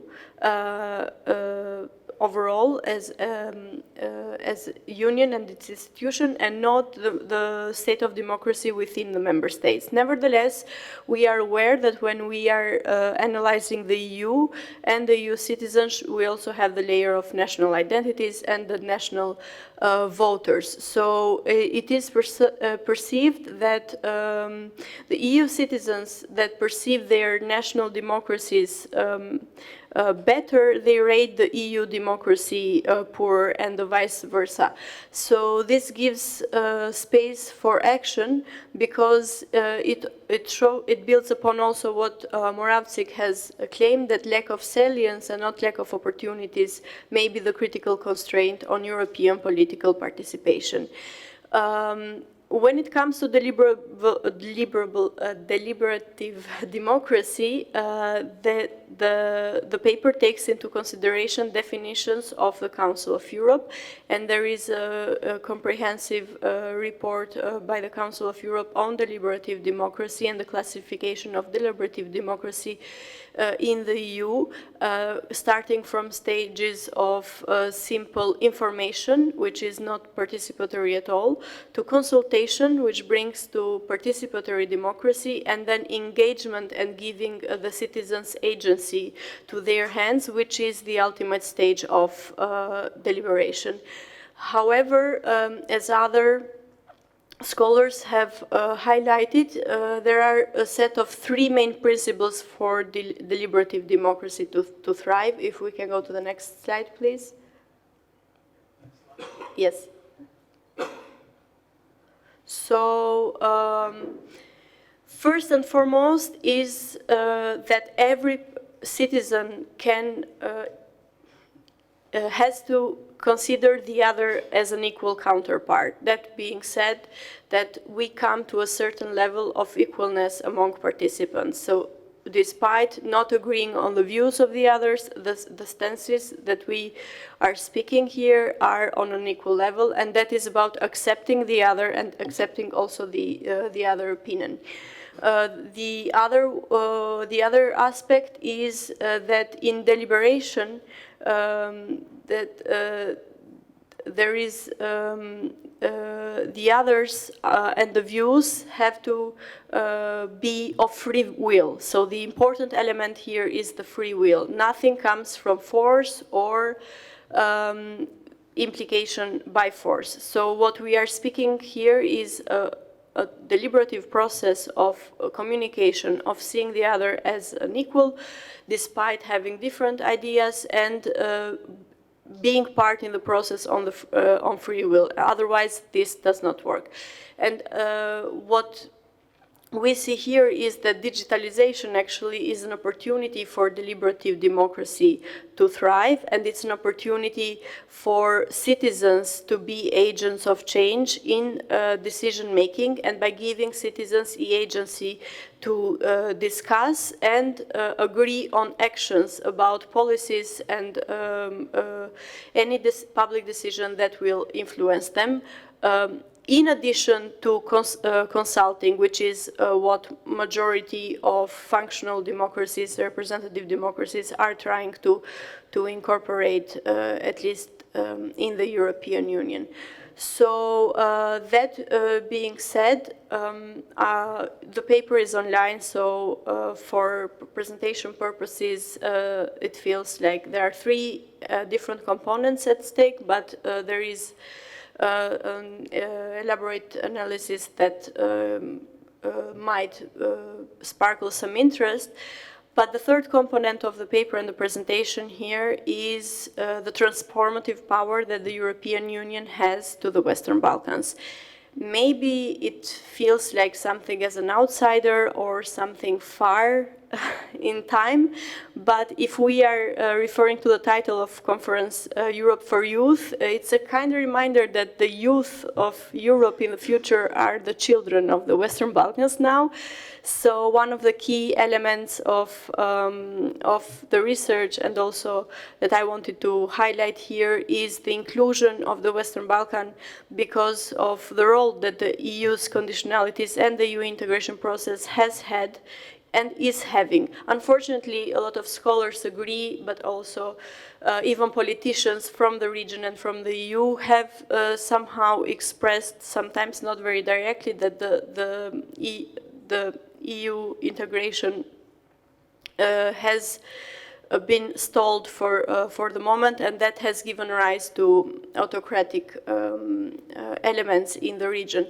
Nevertheless, starting from the Ukrainian war, so this past 2 years, the processes have been more revitalized, and we see, and we have had finally another clearer perspective of integration. That being said, any form of democracy and any form of conditionality that the EU itself will transform into will be transferred as well in the region of the Western Balkans. So another aspect that the paper argues from concrete examples on deliberative democracy is claim that the Western Balkan is often not perceived as an equal contributor to the European Union as the Union contributes to the Western Balkan per se. In terms of deliberative democracy cases, we have had successful cases from, especially at local level, from the city of Mostar, which can be applied to contexts in the European Union as well. And it's a quite successful case that can be as a good example for societies, especially culturally divided societies at local level within the European Union itself. There are a set of recommendations that the paper builds upon, and it's important to policymakers at the EU level, but it's most importantly also for experts in digitalization and the steps we take as a society to reinvent ourselves globally. Now, if we talk about recommendations, of course, first and foremost is to start having and continue having this kind of meetings where academic research joins policymakers much more often, and communication of academic research as well, more into operationalized and action-wise recommendations. The other one, and this was interesting when I was conducting expert interviews, was that sometimes we take this digitalization process and especially digital literacy with this prejudgment that it's mostly for remote citizens that they need digital literacy, or those left in the margins of society, whereas not. It was quite interesting to me that also policymakers, they needed themselves training on digital literacy.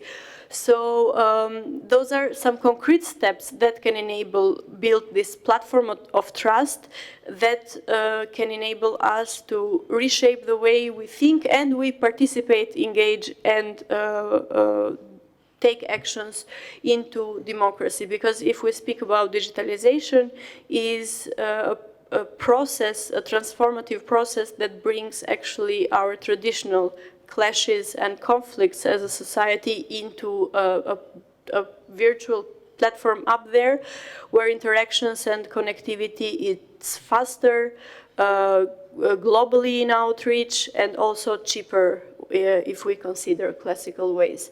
So, and on another level,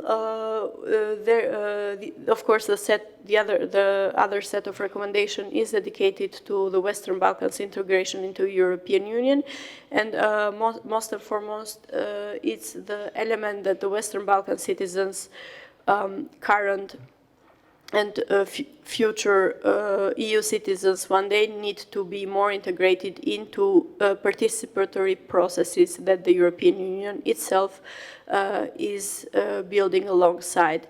Maybe it sounds too theoretical if we speak of a union that now, in the past 4 years at least, has been facing several challenges from pandemic to wars to crisis, and so to speak, but it's, on the other hand, we are speaking also about a region that cannot continuously be seen as the ones who need to catch up. So there is a need also on more communication on both sides of changing citizens' perception, so that when those future citizens of the EU, of the Western Balkans, engage in the EU deliberative processes in the future, they are seen as the equal others. That is the theoretical principle upon which deliberative democracy is built. So this new form of democracy facilitated by digitalization is inclusive, based on equal principles, and I think it's now the momentum for technicians and also philosophers to start rethinking and reshaping these new ways that our societies will function in. So I hope I wasn't long. I'm looking forward to the discussion as well. And this is an invitation to start thinking also at macro level, because the disinformation is a huge problem.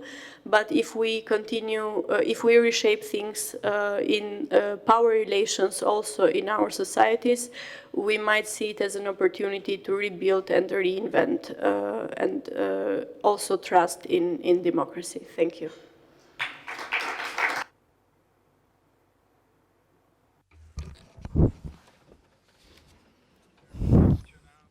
For raising the topic of deliberative democracy, which I think is quite crucial for our further debates.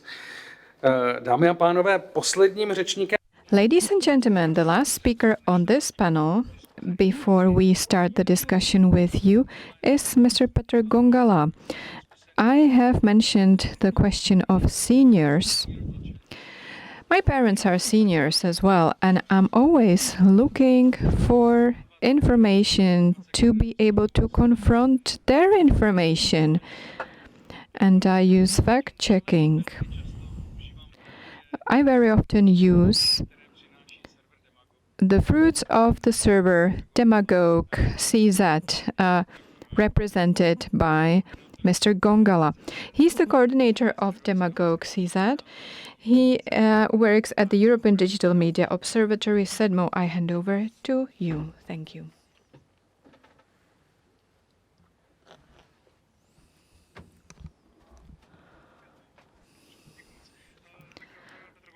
My name is Petr Gongala. I represent Demagogue CZ. This is the fact-checker organization. In your countries, you might have fact-checkers, Pagela Corrective, etc. You know what fact-checkers are. I also represent the Central European Observatory of Digital Media, SEDMO. We conduct research in this area. We coordinate activities, be it fact-checkers, or we also teach information, literacy, etc. I would like to speak about a narrower context. I would like to speak about online platforms and how they combat disinformation. How we can restrict the flow of disinformation through such platforms. We use the term disinformation, but as Ms. Hermanova has underlined, the securitization of the discussion against the military and security context is a big narrowing for us. Untruthful content online is widespread. Online frauds, typically. These can be false videos, voice cloning, anything that can be used in the elections against political opponents. This is typically a very narrow perspective. It's content from abroad. And we have a much broader view of that. I have data examples here from CEDMA showing that there is a relatively broad consensus in the Czech Republic on the fact that this is a big issue. The narrative that it's us against them, that it's a narrow fraction of the society, and that there is a broad part of the society that suffers from that, that is not entirely true. Against the background of the Ukrainian conflict, we can say we are in the information war. People are aware that they themselves find it difficult to recognize the truthfulness of information online. They perceive this information as a threat. There has been a survey recently showing that most people agree that online platforms conduct fact-checking and that they also designate content which is not truthful. The issue at hand is that everyone perceives disinformation differently. People who do not trust mainstream media consider the information spread by mainstream media to be disinformation. On the other hand, we need to intervene against untruthful content. There is an expectation that institutions will act in this matter. And I want to focus on the platforms, on social networks, such as Meta, Google, TikTok, ByteDance, and what they are doing. From the perspective of the regular user, the company running the platform is the institution. They should have clear, transparent rules that should protect their own users against becoming the target of untruthful information, target of fraud, etc. We, as fact-checkers and researchers, want to know what they do in reality in this battle. We can go to the next slide. It doesn't work for me.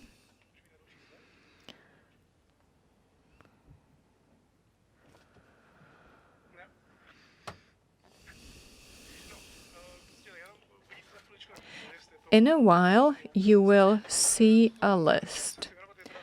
I want to focus on the institutions and on the set of measures taken. On the first place, we have Meta, which is the largest fact-checking organization. Well, they collaborate with the largest fact-checkers. They designate untruthful content or digitally manufactured content. They are the largest source of disinformation in general, typically because they act late. When we have an official collaboration with Meta, when we see content that is used by AI to spread an online fraud, we designate it quickly, we restrict it from its wider spread. But this comes after several days. When the thing has already spread, the response is slow. Meta does not have clear open data that we could use so that we can use AI to identify such fraud, and for that reason, the identification is insufficient. Even though the program is widespread, Meta is the largest supporter of fact-checkers, we can say that it's still insufficient. We sometimes speak about DSA, what DSA forces platforms to do. They need to take bigger responsibility for the content that is spread. From the political perspective, it's popular to say that DSA made some inhibitions, but the spread continues. TikTok is another example of a platform. They do have a fact-checking system, but it's extremely intransparent. When a person is tagged in a post, they don't know why, and the system fails. Because it doesn't show to the users what is going on with the content. Then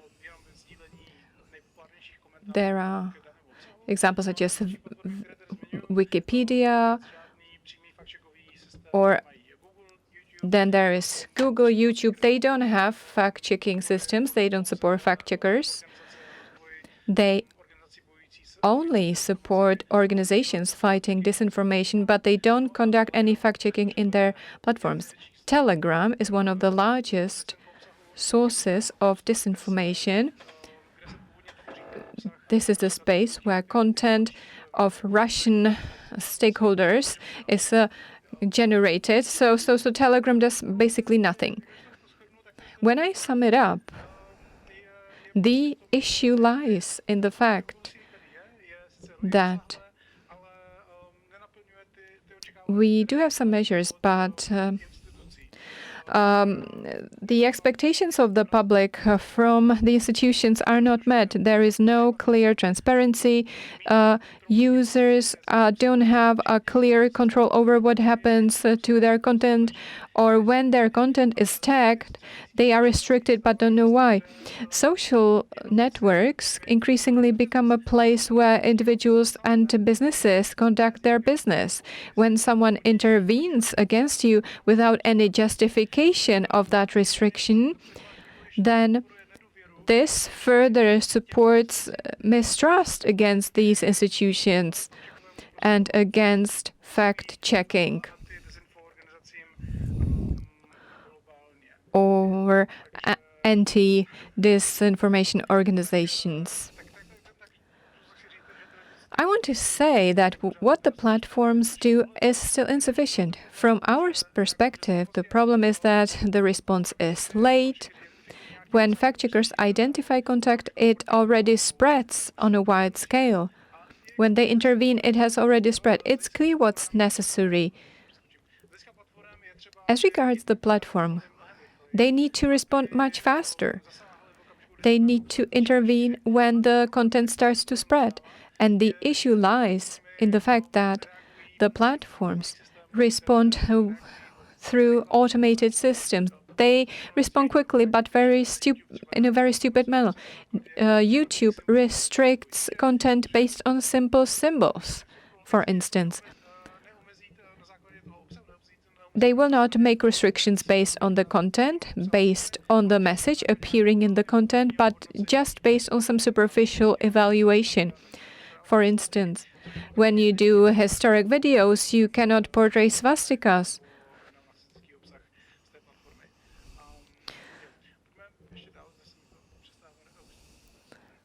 Now it works.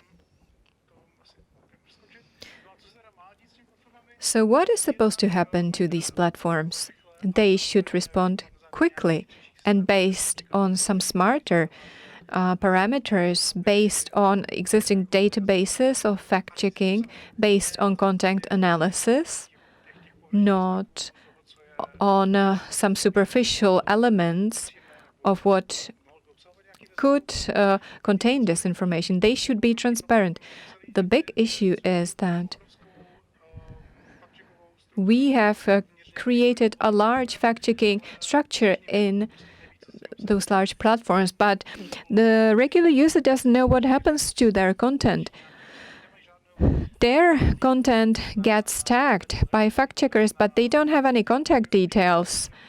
They don't have a contact person to whom they could appeal. For instance, there could be a system of out-of-court settlements for the cases of tagging posts. But such decisions should not be binding.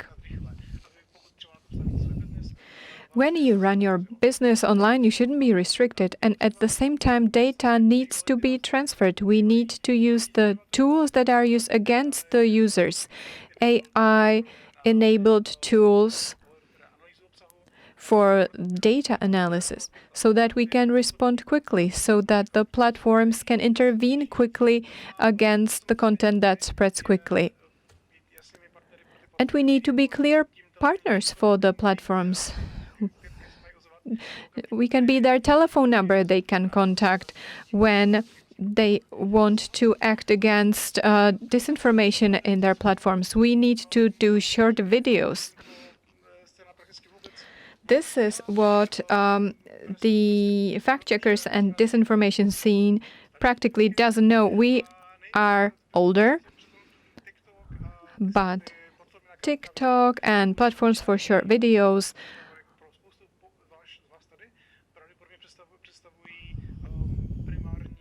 actually represent the primary space for you, where you meet or where you find content from networks. And we also need to use AI for our tools. And what the government should do, the regulation resulting from the AI Act is very useful. We need, however, some direct action to take legal action against people who commit fraud. In practice, this does not happen on a wide enough scale and not quickly enough. Someone may contact you on WhatsApp directly. This can even be a chatbot supported by AI. Such a system is quite complex, and when some money leave from you to the fraud, they cannot be captured because they pass through crypto wallets. So this is what the government needs to battle. They need to punish the users committing this, and they also need to provide support again for organizations, fact-checkers. They are slightly conservative because we are fact-checkers. But being dependent on the funding of the commercial platforms is very dangerous for the entire fact-checking scene. And the government shouldn't take any direct action. It should not intervene because it would be a form of censorship unless the security is at risk. So we have to repeat this in case the Czech state has limited disinformation webs at the time of invasion in Ukraine. Because the intervention looked like censorship, basically was censorship from the state. Of course, it did not really have impact on the discussion in Ukraine, but it was direct intervention, and it still has impact on how people perceive the role of the state. So it is a direct action that could be labeled as censorship. So that's something we should avoid. Thank you very much.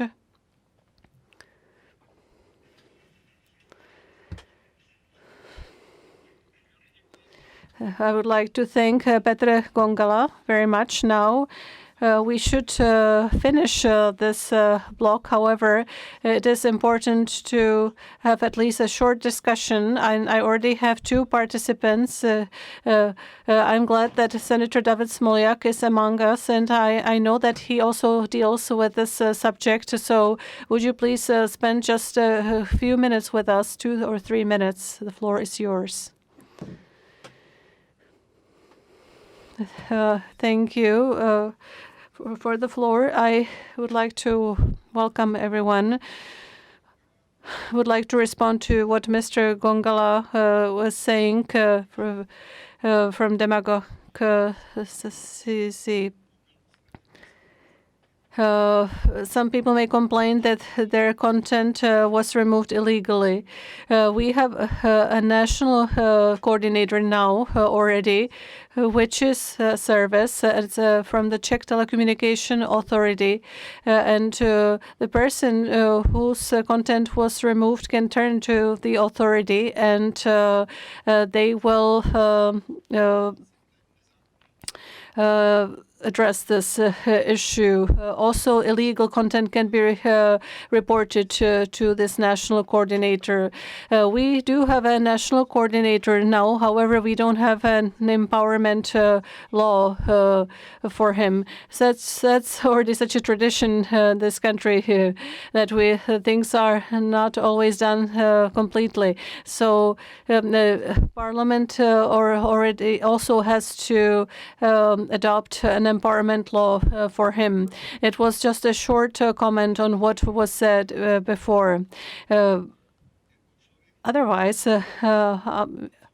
I'm a person who has been working in the media his whole life, and now as chairman of the media committee, I still work in this field. What I consider to be a key issue is the fact that our access to information has changed completely. more and more people get to the information on social media, so they get personalized content, which is something we didn't have here before. And as a result, more and more people stop sharing the same idea about the world around us. It's something we had never had here before. It is the first time we're experiencing this, and we experience it with all the global catastrophes, climatic crisis, war in Ukraine, energy crisis. There are many global crises going on, and at the same time we lose the idea of what is going on. So this represents a bigger problem than the disinformation itself.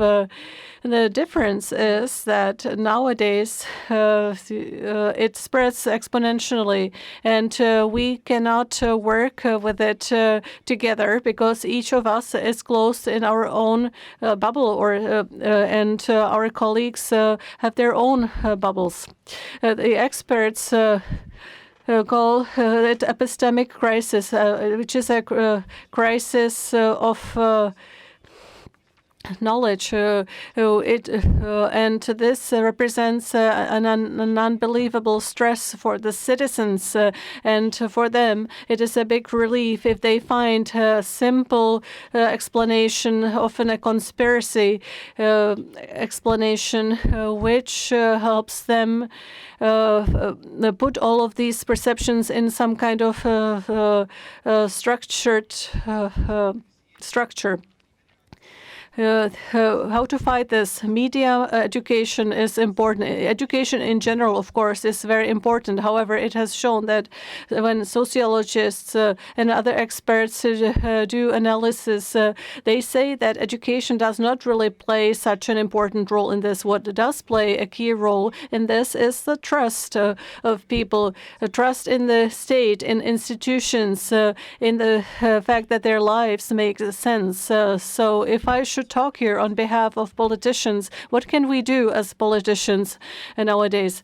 Besides creating rules for the new information space, sometimes these rules are called regulations. The opponents call them censorship. However, these are rules we cannot do without in any sphere of human activity. And besides creating these rules, what we can do is not to strengthen the mistrust in the state institutions, only for a short-term political influence. That is, in my opinion, the key. Thank you for your attention.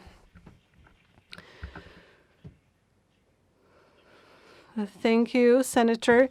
And now we actually came back to the original presentation of Maria Hermanová. She talked about this too. For the beginning, I would like to kindly ask Ajir Uralde for a kind of wrap-up and the first question on behalf of young people. So you have the floor. You can speak from the bench. Hello. Hi. So good afternoon to all. So I would like to thank you all for all your contributions. So first of all, I have to say that as a young person, I'm kind of worried about the new young people that comes to this new era of democracy, let's say, because these people are going to start voting. They don't have as much as a different source of information as we have in the last years. They start having this information with the phones, having the social media, and I think that's kind of tricky because, as Maria Hermanová said, the algorithm now makes bubbles for the people, so just you aren't having the same information that you wanted, so you are not forced to know what's happening around you. I think it's a really big issue when you have to make any critical thinking. So next week we're having in the Basque Country the elections, and all this campaign is being switched this last 10 years to the media, and due to this algorithm now people cannot think of other political parties. They will have the information that they want to, and they won't hear any other ideas. So at least in the traditional media channels, you will be hearing any other political parties. So you could see that the information that you're given is totally different that you've been hearing in the social media. And I think that is quite tricky because these young people won't see or at least know what is happening around them. And as Arnold said also, this education thing is something that I don't know if this should be done at home or at the education system or even in the European level. So I'm worried to know, me as a user or as a young person, what we can do to face this misinformation in the media, in the social media. What we are able to do if we can show these people that are misinformation, because I see that there's no any problem saying misinformation in the social media. So yes, so what can we do? We should show the person, we should show the platform, or should Europe or the public government make something to give us this safety in the social media to check all the information that we've done? Thank you. Thank you. I suggest that we take a couple of more questions or remarks, and then we'll give the panelists the chance to speak. So if anybody else wants to speak, please can you raise your hands? I see 3 gentlemen on the right, so we'll start up front. Yes. Děkuji velice za slovo. Thank you very much for the floor. I am chairman of Živá voda association. And before we dealt with the slight gases. So what happened here in 2011 and 2012 cost me 6 years of my life and my gray hair. So the disinformation campaign that was worldwide really confused not only the public, but it confused the politicians as well. And it confused also the public administration, not only in the Czech Republic. So the disinformation campaign was horrible. And when we had Mr. Landowski from NATO here, I have a representative, it confused NATO too. Mr. Landowski said before that everyone who is against fracking are supported by Putin or some intelligence services from Russia.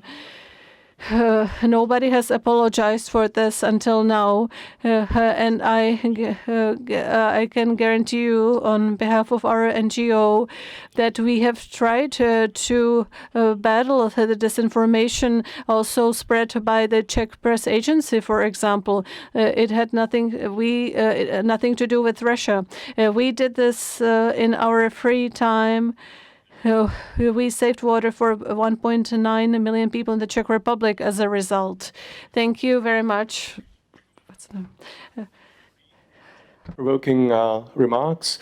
I'm going to say this in English because it's directly reacting to something that my dear friend Arnold Vibhay said. My name is Adam Holub and I'm here in personal capacity today. I don't know, you mentioned the vulnerability of the youth as people of my generation and younger and yours move in the virtual realm more, but I came across the term some time ago of being a digital native. Is there any advantage in that for young people in terms of how can they navigate in the informational space? Is there anything that they can be better at doing? Thank you. We'll let you respond at the end. Kaplana? Dobrý den, Ivo Kaplan. The question is from Kaplan. Good afternoon, Ivo Kaplan. I really liked how David Smoljak, the chairman of the committee, responded before. Because how to establish the trust. I agree with him fully. I have trust in organizations where we gain the trust of only certain circles of people who know us, not nowhere else. So the critical question is how to do it so that we come back to the golden standards. That means the normal life before 1970s, 80s. At that time, what was made public on BBC, it was true because the journalists had an obligation to verify information. If you follow international media, you know that BBC has totally lost this golden standard and nobody really believes them in England, or the trust is about the same as here in Czech television. As you can see, there's nobody here from Czech television, Czech radio, even though they have been invited. How is it possible? What do we pay the journalists for from our public money? For what do the politicians vote them in individual authorities or bodies? If the journalists did their job well, then we would have no problem with disinformation. And it would be, but as Mrs. Hashmanová said before, it's only 5 to 10% of people who are interested in this. The situation was the same in the West and here as well. We always knew what disinformation was. So the confusion between the information and disinformation has been developing over the past 10 to 15 years. For example, the slate gases, that was a good example. The information about the slate gases was important because the Americans did not know how to continue in the nuclear program in the United States, and they have not solved the problem until now. Thank you. And what are the conflicts of today about the slate gas still play a large role? Hello, I have a question for Mr. Špidla. Since he is not here, can I still ask the question? Absolutely. I will try to respond myself, or anybody else is free to do that. First of all, I'm very grateful to European Movement in Czech Republic for providing me an opportunity for being here today. It has been great to be here. It has been very insightful. My question is for Mr. Berki is going to answer. Some of the presentations here highlighted radical civilization challenges, vested interests vis-a-vis dissemination of disinformation, as some of the key challenges that may or may not impede the progress of democracy and nations on the whole. How do you envision the role of European Movement and EU to counter those challenges? Thank you for the question. It's quite complex, and we'll have to reflect about that in the European movement itself, even after this conference. So thank you for, let's say, fruitful thought. I can't give you the answer right away, but I think our future efforts will show how do we take this and how we take it further. Dámy a pánové, Ladies and gentlemen, I conclude the Q&A session. I would ask each of the panelists to respond within 1 minute at most. Respond to what your colleagues said or what you have been asked. Thank you for keeping to the time. We will start with Maruška. So I'll switch to English for the first, just a reaction to what you said. I just wanted to clarify about the algorithmic bubbles, because I think this is really important. And what I wanted to say is, yes, algorithmic bubbles exist, but they are actually not that important. The issue is not that we don't have access to the information. We do have access. The information is out there because there are organizations such as Demagogue, for example, and these organizations exist in all EU countries. We have the information, and what internet enables us is we have more information than we ever have before, including very reliable, good information. But the problem is that as far as I can tell from the sociological research that I know, we don't necessarily care about them. We don't want to hear them. And that's not a problem of the algorithm, that's our problem. And I think this is a really, really important distinction that we need to be mindful of, because we can do something about algorithmic bubbles, we can introduce regulations, etc. But that's just, that's just the point A. And then point B is, what do we do about our own skills, about our own competencies, about our own willingness to understand what, other people are saying. So I think I think I already said it, but I think it's really important to clarify it. And I'll switch to Czech now. Sorry if this is confusing. Já bych jenom ještě zareagovala. I would like to respond to what Mr. Kaplan has said in conclusion. I don't think that the issue lies in the fact that there wouldn't be a homogeneous source of information we could all trust. I believe that the social media also have the positive nature that they have the democratization potential. Large groups of people can speak in this democratic social space, and that can be a great asset. So I don't think that the challenge lies in the fact that there is not a homogeneous media space. The challenge is there for the institutions. They need to find some orientation or show how to navigate this space, how to build trust. That's a large question. If I were able to answer it, I could be nominated for the Nobel Peace Prize. I have conducted my own research on the spreading of conspiracy theories during the COVID pandemic, and I measured it during the COVID pandemic. In real time, we could see how the trust has dropped significantly and how people are increasingly siding with conspiracy theories. I'm recalling one example. This was before the announcement of the second lockdown. It was then scheduled probably after the second election, and all the respondents would say, that's a joke. I can't trust that the lockdown would be announced after the election. It would certainly suit someone. I'm not evaluating it in any way, but that was a sentiment in the society that resulted in the fact that someone stopped trusting politicians in general. That's just one of the examples. Thank you very much. I will try to be short. Yeah. First of all, I'd like to. First of all, I strongly agree with what Marie said about the fact that the issue is not how the algorithm itself per se. It's more about how to not to regulate them, but more how you regulate the use, how you prepare people to use them. So the algorithm per se is not something it's not the main issue. It's the people who are behind. So this is where actually we should focus more the political debates, and then based on that, we can maybe also think about, this is where actually education comes back all the time, and this is where I strongly believe in creating more connection, more synergy with universities, companies, private sector, to create some more ways to skill the population. This is a matter of public policy. This is not only workforce matter, but also like life in a society matter.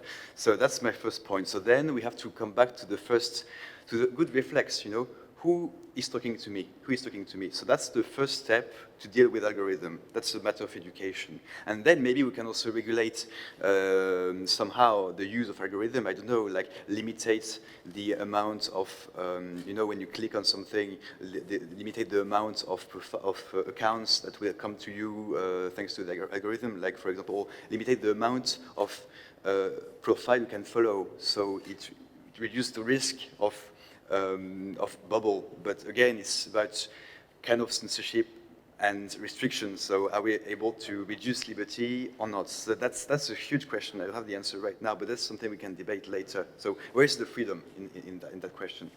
About the digital native, I think that, well, I don't believe that because you were born in the 20s, in the 2000s, sorry, you are more, I would say, prepared to digital questions. I think that on the contrary, the most vulnerable generations, the most vulnerable ones are the new generations, because for them it became more natural to use them. When you go, like, it's very empirical, opinion, but I see in the public transport, when you see kids like 3, 4 years old kids with screens, do they have enough experience or thoughts, critical thinking to know what they are doing? Because they are used all the time to use screens, etc., without any without put them into perspective with other use. So so I think it's a matter of also self-regulation, self-effort on each individual. But again, that's not something you can regulate. That's something that's very philosophical questions. So the question is more about how we are prepared to that. But the question is, it's a very macro and micro at the same time questions. But we can talk about this a bit later. Thank you. Thank you. Pan Tomáš Řepa, stručně prosím. Mr. Tomáš Řepa, briefly, please.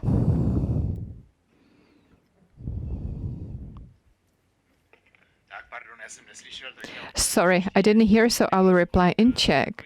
So there were several facts that touched upon my topic, I believe. How to face this? This is a permanent question. The people in power thousands of years ago didn't know that, and we don't know it today. It's a combination of many facts. Spreading of disinformation may not pay off anymore, so there is the question of repression. We don't have a Disinformation Act yet. And there was an example of how politicians responded to pandemic, and we need political courage for that. We can't do without it. And then there's the question of the meticulous work.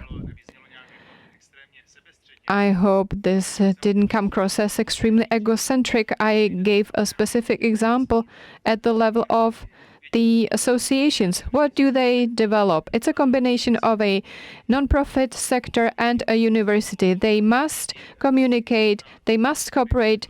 Those people need to know each other. So it comes down to someone finding some free time, meeting people, talking to them, and they open to them.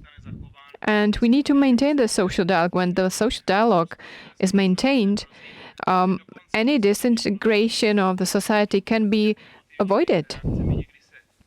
Sometimes I encounter very emotional responses. That sometimes there may be conflict. Some questions from the past trigger emotions, obviously. And I always am striving to answer the person, to dedicate time to them, to reply in writing, and the people respond, they are grateful, they're happy. It does make sense. It might take a lot of time, but we really need to conduct decent conversations. It comes down to only our personal commitment, courage. The individuals and the society must remain resilient, and this is what I would wish. Thank you. Thank you. Something yourself? Yes, thank you. Well, not much, but if we go back, we see that the main word remains trust. So that means that the institutions we need to take some concrete public policy in action to rebuild trust of citizens. And if we are talking here about EU citizens, you can imagine the level of distrust in hybrid democracies and the citizens there. So with that being said, especially to young people, I would encourage to keep an open mind, to always fact check and be engaged into any kind of civic or political action that might make the system work for you. Thank you.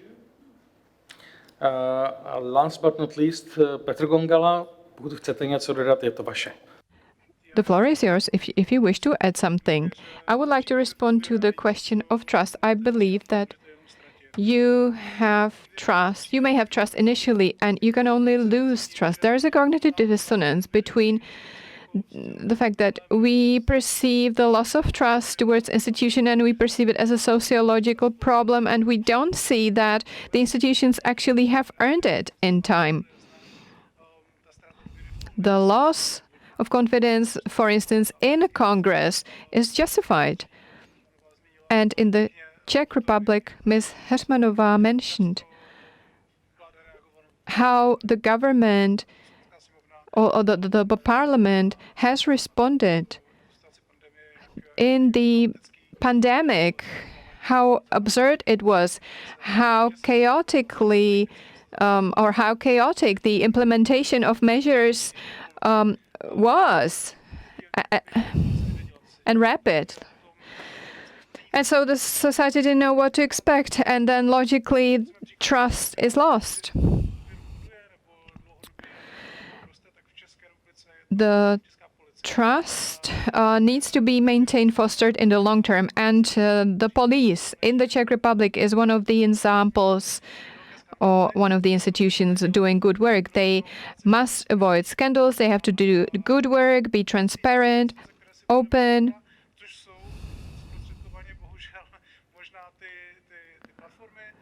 And the issue of platforms, they will also have to work to get the confidence, the trust of the public in the long run to be trustworthy.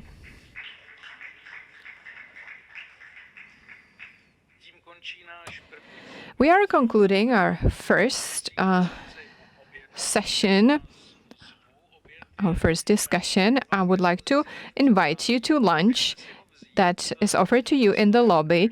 You can eat it standing. You can eat it in the salon, but please do not sit on the chairs and do not put anything on the tables because these are very, very valuable pieces of furniture. We have 30 minutes for lunch. I hope we will be able to make it in time to be able to start at 1:15 for the second part of the conference. Thank you. Enjoy your meal.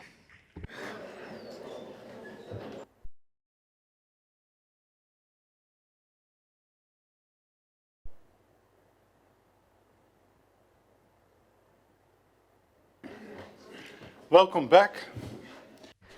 Although I must say, with a little bit less people than we started with, and I hope that don't reflect on the importance of the subject. And otherwise, I must say, this is Europe for you, Europe for youth. You may think that I'm a displaced person because I found out this morning that I'm 3 times the age of a number of people in the room, and that, but that discards me from being very serious about the subject. But it highlights also the fact that no generation can do it on its own. You always need all the generations to get a society that works. And today we're talking about a future, while the rest of the far right would like to go back and look back. We have to face our future. And I will give a presentation to Catherine Chabot, the member of European Parliament, to introduce. Yeah, it's possible. We don't have the video at the moment, so we'll give the floor to Mr. Kmelas. Okay, okay. Well, the introduction will be later because it's not available. But we have to be practical, so we go to Aleš Šelemanar. He is the representative of the Czechian Republic at the OECD. And you may have noticed him already at the sound check. The floor is yours. Moc děkuji, budu Thank you very much. I will respond to English and Czech because I was asked for my presentation in Czech. If you cannot see me or hear me, let me know, please. I am very pleased and thank you for the invitation. I was looking for the introduction from the European Member of Parliament. However, I will try to present to you the perspective of OECD. We do try to achieve complementarity of our organizations, especially when it comes to funding and to how to implement green policies in a way that is acceptable for the current situation. First of all, I would like to mention that the big initiatives like COP that happen at the level of G20 and G7, the big political agreements are often supported by OECD data. However, the main added value of OECD is looking for critical moments. Lately, we have experienced strong protests, both in the Czech Republic of the farmers who protested against some measures connected with the climate change. However, here in Paris, from the historical point of view, they show that is looking for sources for the climatic change is not easy, and in the course of implementation, we face many barriers. We believe in OECD that the policy of the climate change should have dual dividend. We automatically invest in something green. It should then reflect in higher living standard or higher effectiveness. So these investments actually are beneficial also for the rest of the economy. However, it has shown that not all of these investments are beneficial. Some of them need financial resources or raw material resources. So it means that if we use these resources, then we have a few resources for other measures, other policies that may also be important. And then there are other shocks like the recent energy crisis connected with the conflict in Ukraine. Sometimes it is hard to maintain the long-term goals. At OECD, the word greenlash has been discussed, which is a nice neologism, which is like a backlash of reaction of people to the climatic policies, and we see increasing preferences of some parties that question these issues, and in the further months and years, we will have to make sure that the policies have a smaller impact on middle class. A so-called human-centered climate policy is the policy that we will use to employ people. I think that the situation will be critical. It will show also in the European elections, so that this climatic policy will necessarily need dialogue with broader public. that will have participated in these activities. They saw how the goals have been set, how they're implemented, but they are not aware of the impact, for example, in the sector of agriculture. For example, the groups of entrepreneurs or consumers have been able to find their space in the implementation, and here in Brussels or Paris, we have we would like to achieve level field for everyone. Non-green investments become more expensive because of the changes. However, all banks have the same rules. So for the banking sector, the green transition may not have any impact on profitability because all banks have the same restrictions. And the funding in transport and energy sector and are necessary. We also forgot about the accessibility of services together with the inflation pressures caused by the energy crisis are important. However, many people connected with the climatic change instead. It is from the microeconomic point of view, often the potential sources of raw materials cannot be substituted by other services. It is housing, transportation, food, construction material, cement, or metal products. All of those things cannot be substituted easily. So the higher price level may not lead only to lower consumption and may also push out other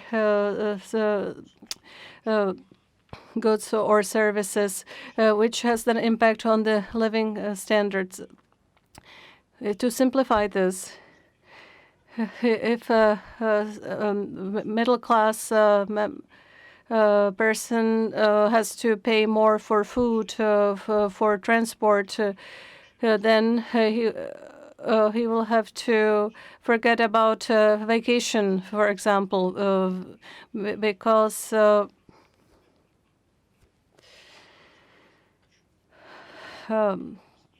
we did not really focus on the impact on the consumption baskets of the regular households. We focused more on the global funding, and at the individual COP meetings, UN in Paris or subsequent meetings, we realize it's important to be open in the dialogue with the public, and it is necessary to make sure that the costs don't have such a high impact on the middle class in Europe that may be at risk as a result. If we don't do that, there may be changes in political preferences or the whole political contexts in some countries, and then the ambitious goals themselves, even in some other form, could be undermined, and it is necessary to focus now on the changes and their impact on people. It is also necessary to distinguish the climatic changes that are coming and the mitigation. And it is necessary to realize what is why something is more expensive in some part of Europe, for example, because of drought, so that we prevent possible populist manipulations. I hope I was not too long or I did not speak too fast, and you understood me. Thank you for your invitation. I'm looking forward to further presentations.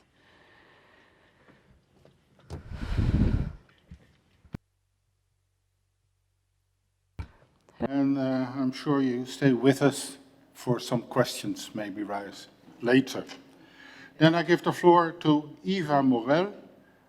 She is the founder of the NGO Quota Climate on the time given by the media and the climate change.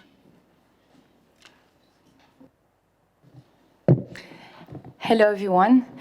Thank you for the invitation. So yeah, I'm here to represent the NGO Quota Climat, who works on increasing but also improving the quality of climate-related issues in traditional media. I also work for a French member of parliament, and I'm mentioning this because for me there is a direct link between political agenda setting and the way media treat these issues. And so this is why we came to this issue in France, and this is why we launched this NGO with a colleague of mine at the French Parliament. Before explaining to you why we do this and the issues surrounding this subject, I wanted to ask you a couple of questions. The first one, by a short raise of hand, could you raise your hand if you're persuaded that there is a climate change happening? Everyone should raise their hand. Okay.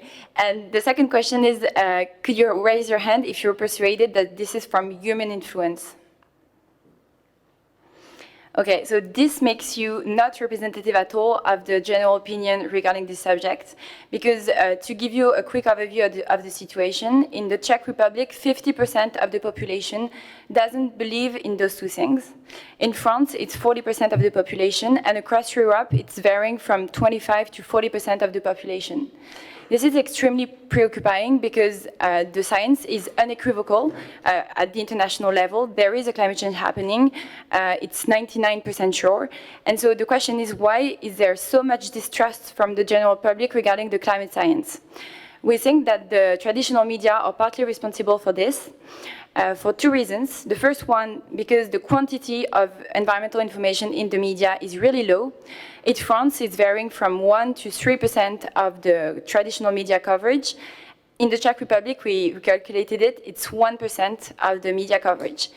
It can seem really low, and it's not a general opinion that it represents so low, such a low part of the media coverage, but this is the case, and we need to be aware of this.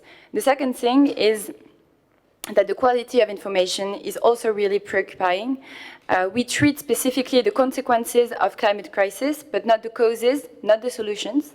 So people are left powerless to the information they consume, and they can't seem to know how to act. We know that fear and anger are levers to action if people know how to act. So the question is how to make them aware of the levers of action at their disposal at every level, individual, companies, but also political levels, to make them want to take actions. The second thing we see happening in the media is that journalists give speech and tremendous voice to economic actors, economic interests, whereas experts are really invisibilized in the media.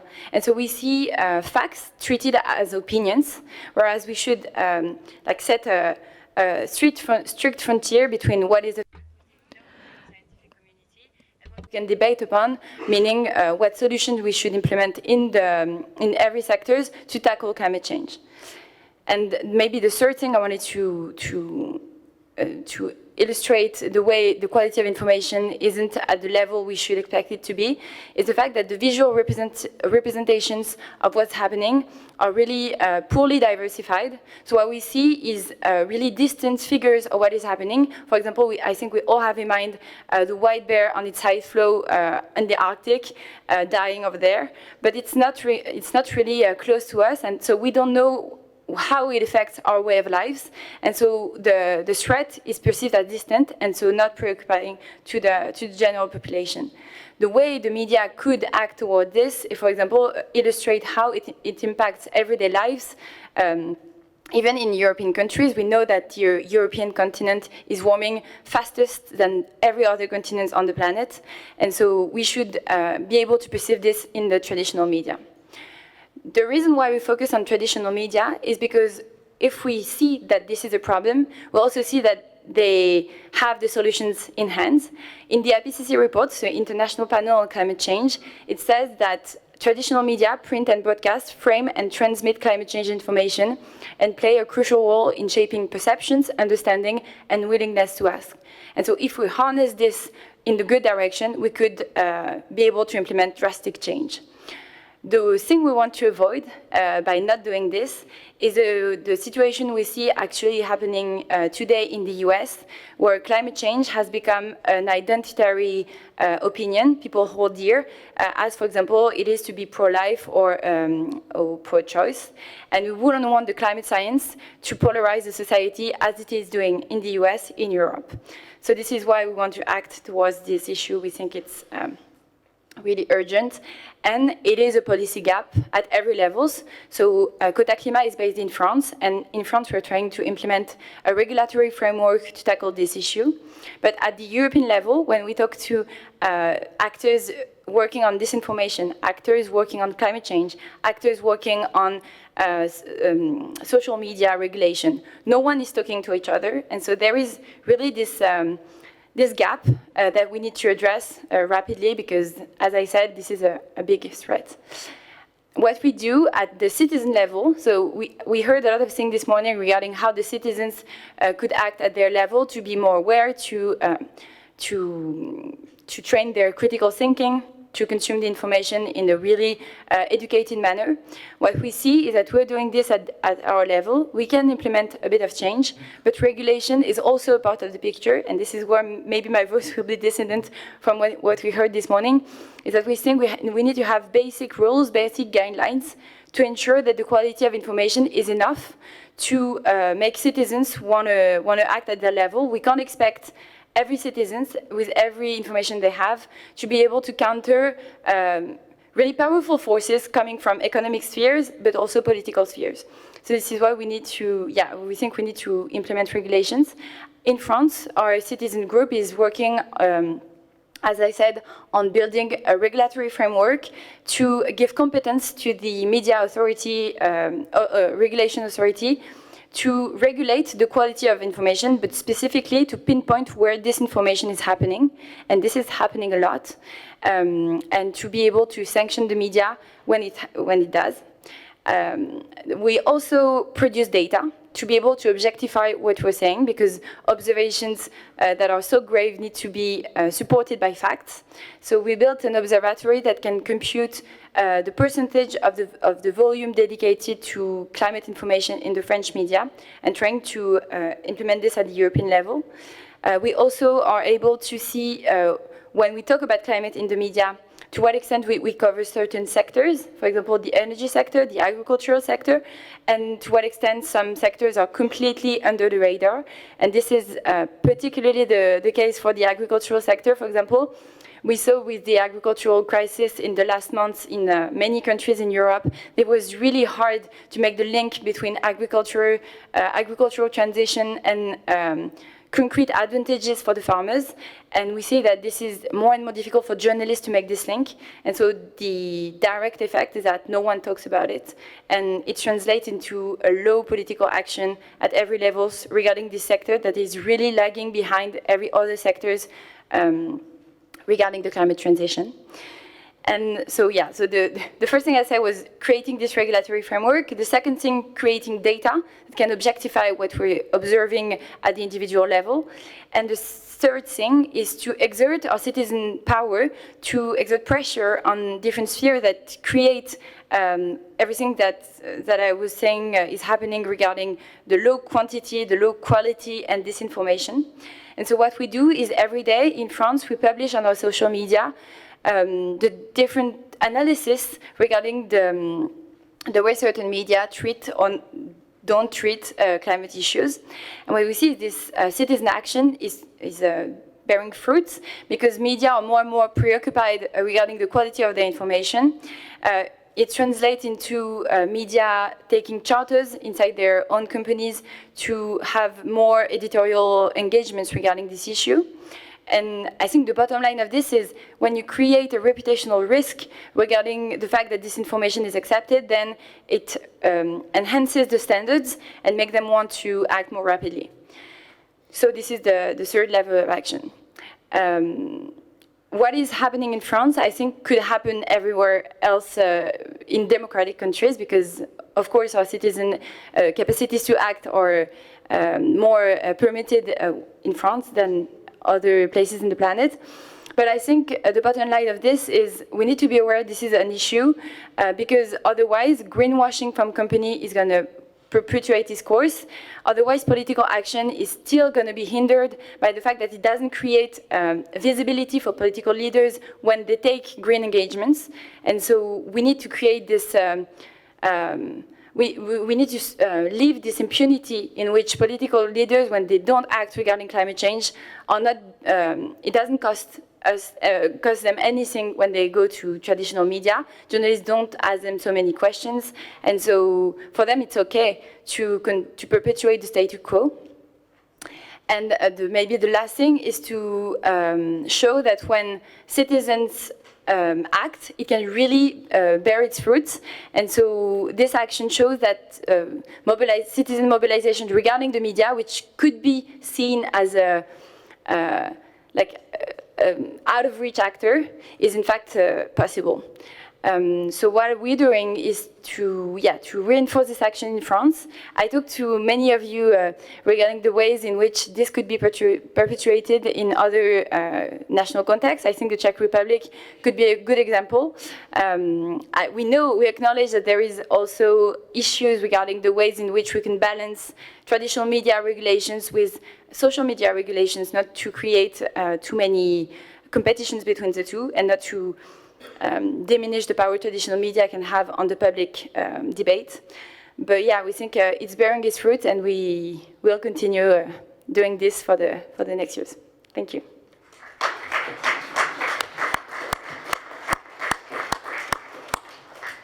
Thank you very much.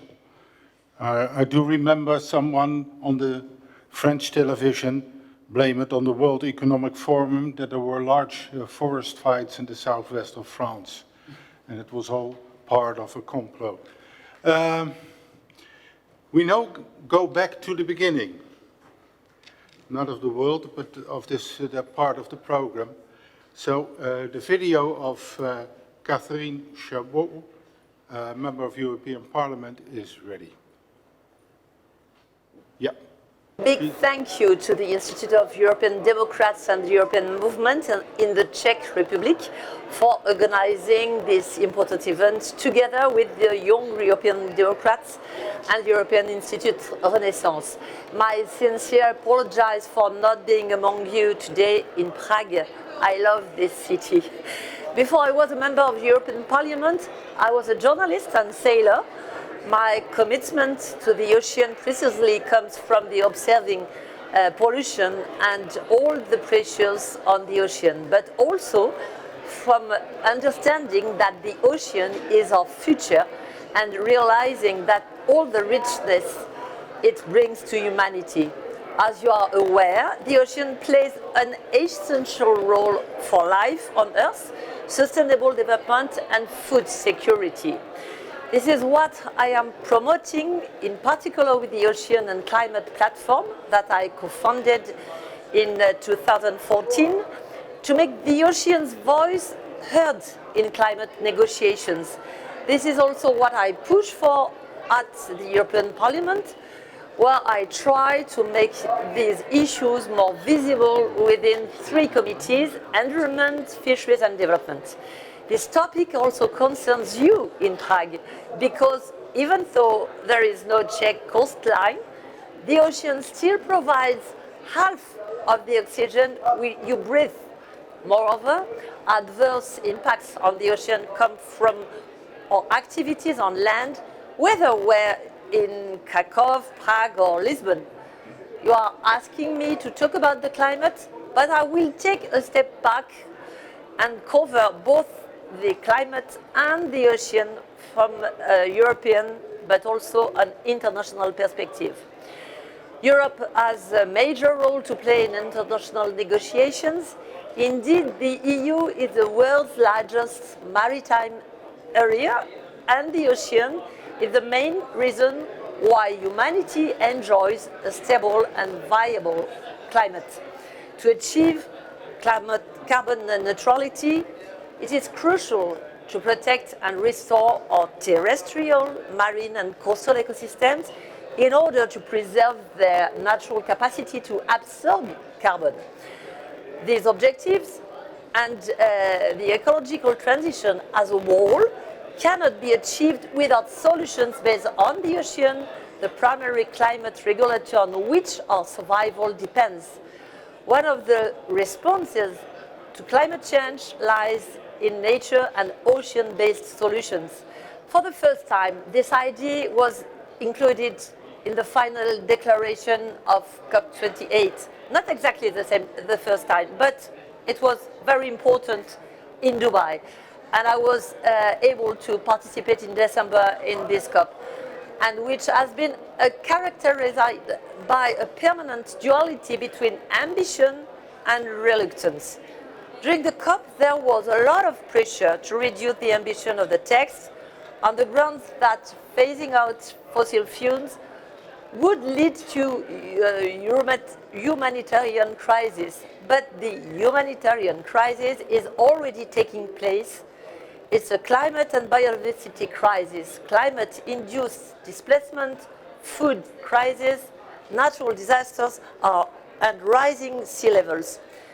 Thankfully, this COP closed with an agreement signaling the beginning of the end of the fossil fuel era. The call on nations to transition away from fossil fuel was part of the decision by nearly 200 parties on the world's first global stocktake to enhance climate action before the end of the decade, with the overarching aim to keep the global temperature limit of 1.5 degrees within reach. It is indeed imperative to accelerate the development of renewable energy production methods while ensuring that developing countries can continue to develop in a sustainable manner. The COP also established a new funding for loss and damage, very important in terms of global solidarity and international climate justice, totaling more than $600 million. This fund, which was agreed on the first day of the conference, will support developing countries as they cope with the effects of climate change. In conclusion, COP28 marked a significant step forward, but also the start of a longer journey. Commitments must be transformed into concrete actions. In parallel, Europe is strengthening its partnerships with the Organization of African, Caribbean, and Pacific States on issues relating to the sea through the Samoa Agreement, recently signed by ACP countries and the EU member states. Both parties are now better equipped to fight together against the effects of climate change. I am particularly happy that the text recognizes the pressing need for an improved and integrated ocean governance, and both parties are committed to promoting the blue economy. This long-awaited agreement, which is the succession, of the Cotonou Agreement, marks a turning point in the EU's external relations and allows for strengthened cooperation on key growing challenges related to seabed mining, marine pollution, illegal fishing, the transition towards a more sustainable management of fisheries resources, and the decarbonization of maritime transport. The Samoa Agreement is a concrete example of how the ocean fuels diplomacy and contributes to multilateralism and peace. At the European level, to be more efficient, we are still lacking a global strategic vision on maritime issues. European ocean governance, as it currently exists, needs to be rethought.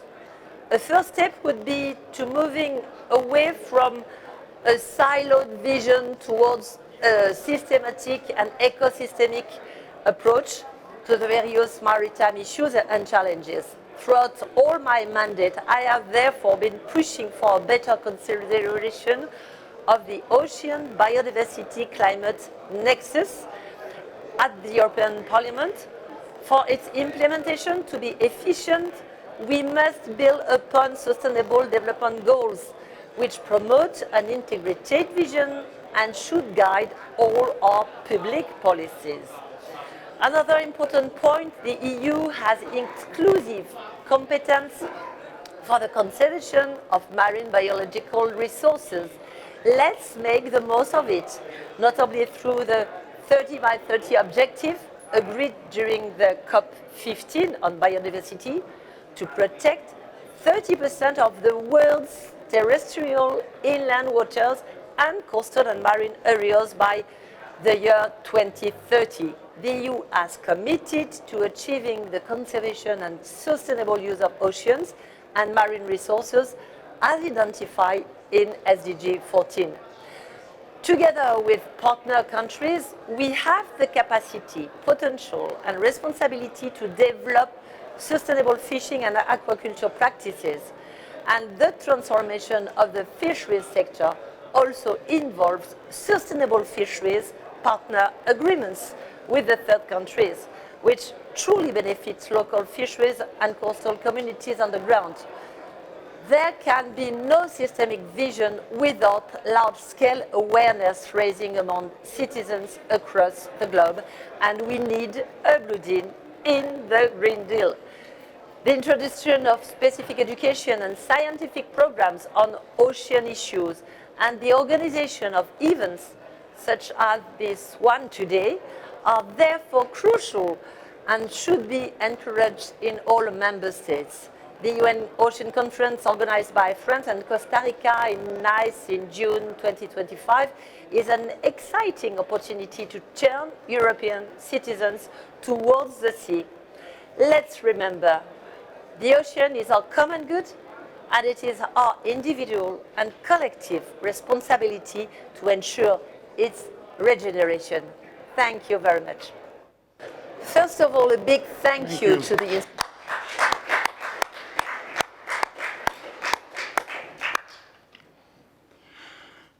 Yeah, so you see how modern technology sometimes is not available on the spot, but with some retardment, it works. And now we come to Anna Karnikova, Movement Rainbow.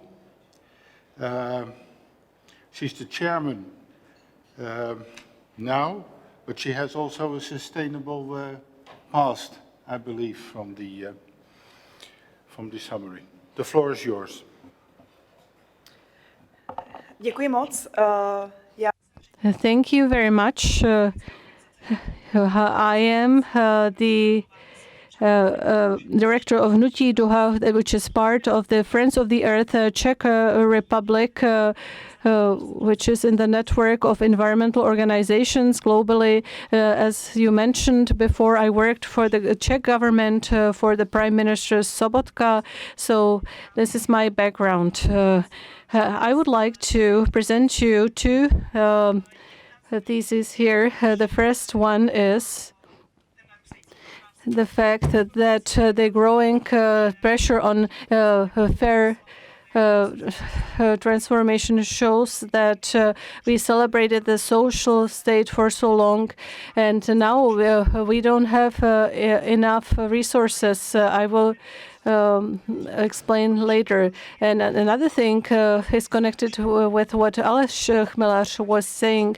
I don't think that the situation is such that we have to be able to set up the transformation in such a way that is fair. Otherwise, we will lose the political momentum. I'm afraid that we are already losing the political momentum, and I would like to show you some evidence for that. So the first statement is when Russia started its invasion in Ukraine, of course, the people are horrified at many fronts, and the question was what it meant for climate politicians. At the beginning, it seemed that it would be possible to connect the new, very urgent need for security and energy security That was the way the European Union took. For example, by strengthening housing savings. That means consumption of electric energy in European Union, also much faster use of renewable resources. So our tasks at home were a very good part of the given political momentum at Doha movement. We tried to make sure that these steps are as socially fair as possible. So-called just transformation was a topic that for a long time was connected only with coal mining regions. We thought it would be the regions that would be affected first. That means areas dependent on fossil industry. However, soon we saw that it was not sufficient to talk about requalification of coal miners or those working in coal power stations, but we will have to go much further in transformation. We are talking about an overall impact on the society. Then that became clear when the prices of energies went up rapidly. At that moment, as Doha movement, we started working with the ministries to make sure that we mitigate the social impact of these events, and it showed that we had certain problems. What we succeeded in the Czech Republic, there is a successful program, New Green Savings, where the households can insulate their homes or can use new renewable sources of energy, which is a well-established program already, and only the higher middle class could afford this because the investments were quite high at the beginning. The program was also more complex when it comes to administration, and people needed capital for that at the beginning. So we tried to make this program available also to people from lower income households. However, a big part of the persons in the Czech Republic who are in energy poverty, and we have delivered data. There's about 1 million people in the Czech Republic out of 10 million population who are in energy poverty, and many of these people don't have their own housing and cannot use these subsidies and pay rent. So you have a design problem here in terms of policy, how to motivate the landlords to insulate or to reduce the costs for their tenants. If you force them, then they would increase the value of their real estate. They could move out their tenants. This is the poor effect. When we asked in other member states, not too many of them have a good solution for a fair transformation in the sector of rental housing. What shows is that it is not only about subsidies. Czech Republic, for now, doesn't have a legal framework for accessible housing. We are in the middle of a inflation crisis and housing crisis here in the Czech Republic. There's a missing system of redistribution. You can also get a housing allowance but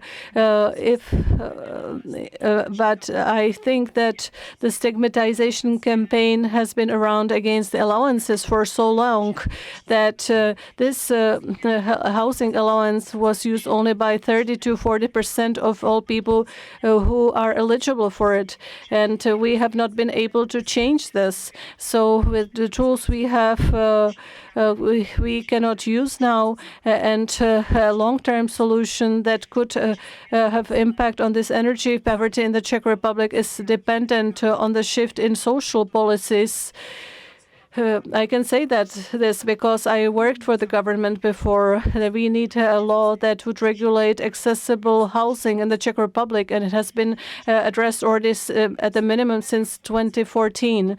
So that's the problem of fair transformation. What I'm describing now, of course, is a burden for us. However, there are, I can say, there is another significant challenge coming, and it is the emissions in the area of transportation and housing. And I know already now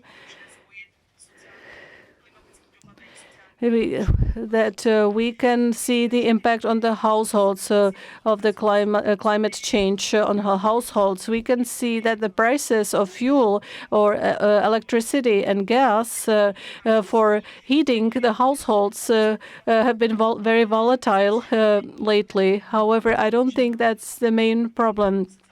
The problem that you will have to pay 200 crowns more per megawatt hour or 2 crowns more for a liter of gas. I think that it is possible to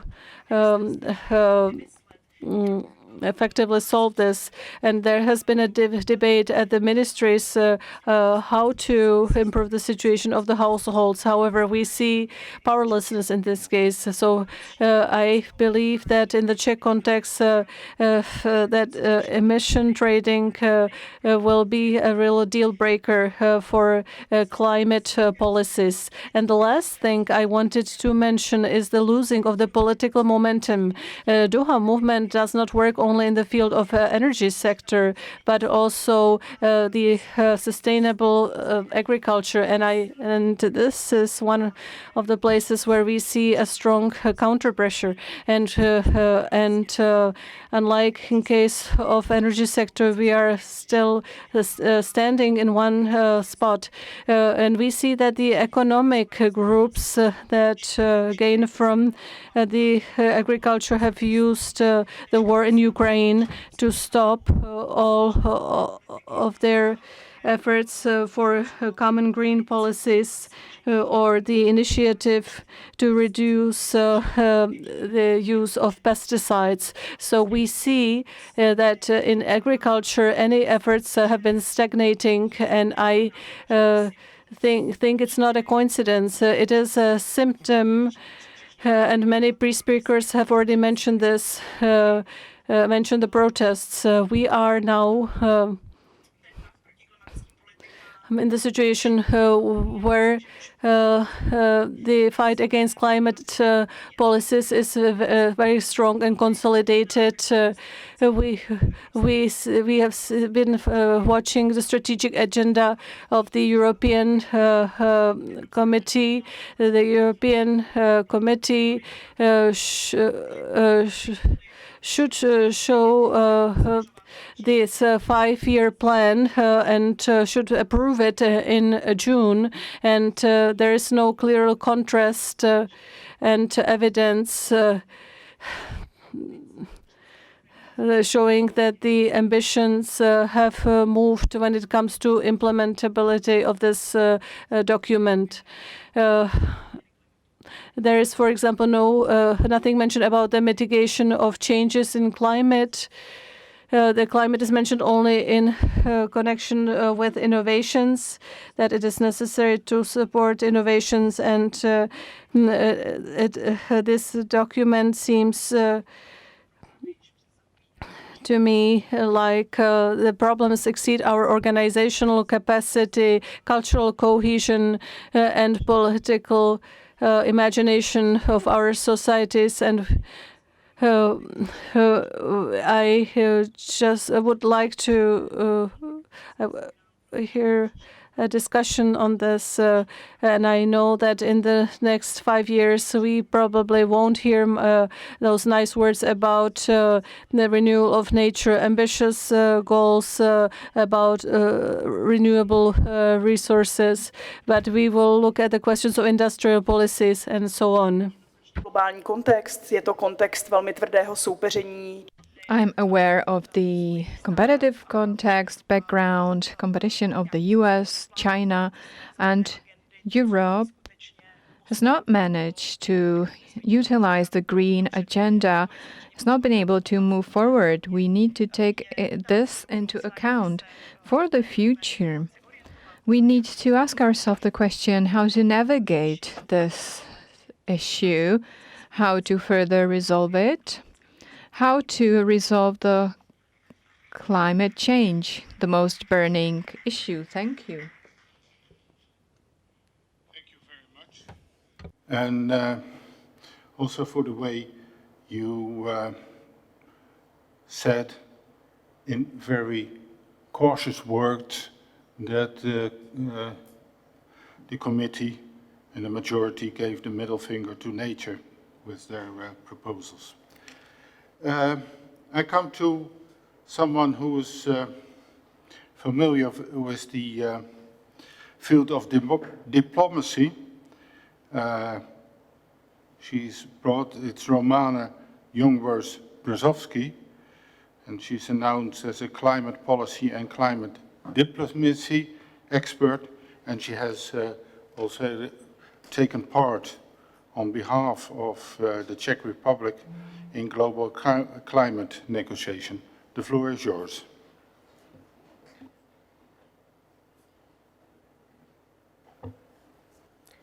Dobrý den, moc děkuji za pozvání. Thank you very much. Thank you for the invitation.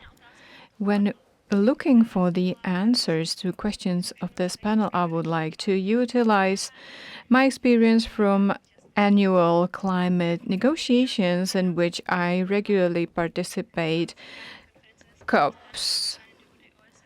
This is the framework agreement of the UN and the Paris Agreement. Mr. Chmelař and Ms. Chamou have already spoken about it. More than 190 countries negotiate how to address climate change, and then they work on this homework throughout the year at their national levels. Regardless of the topic that is resolved in a particular year, I feel the most optimistic there and also most desperate as regards the status of the climate measures. Most optimistic because at such conferences, such exit of fossil fuels are requested, which are fair, equal, can be financed, are feminist-oriented, and are irreversible. At the same time, these are the venues where technical concepts also disclose the stories of vanishing biodiversity, vanishing cultures, and human lives and livelihoods. The climate measures at present, for a very large part of the population, mainly the island countries, they are a verdict, a death sentence. Last year in Dubai, the countries agreed that they would no longer use fossil fuels, and many of them were looking forward that despite various conflicts, collaboration and multilateralism has won in this area. But they have come to understand that it's a big challenge because consumption of fossil fuels has been created back in the time when we didn't know the extent of their damage. Countries have various positions. It's a homogeneous group of people. They are men, and they often create the wall of blue suits. There is a certain overrepresentation of certain group of people, and this affects the way the issues are tackled. I will give one example from the Czech Republic. Adaptation to the climate change. A study from this year has shown that in the Czech Republic we will be faced with heat waves. Based on the new study, due to heat waves, 400% more women die of heat waves than men. This is a systemic issue. The European Court supported the action of Swiss female pensioners submitted recently, so I'm happy about that. Transition at sectoral levels. This is yet another example. We need a deeper transformation, which is also requested by the EU. At present, the question is how financial institutions can be reformed so that they can face new challenges. Next COP will be in Azerbaijan, in Baku. The question will be what to do so that countries who haven't primarily caused climate change have a bigger, greater, and fairer access to funding. Strategic partnerships have been on the rise, and such partnerships among the partners of the global North, South, and East can only work when they are structured fairly. Are we capable of this? We are based on extractivism. This conference is titled Young Europe for Youth. The Association for International Issues hosted climate diplomat Laurence Tubiana in our office. When meeting the youth, she has given one of her piece of advice she once gave in Paris, namely that they find across countries and blocks 20 friends. Because when we share goals, we find it easier to do negotiations. Going back to the issues of panel.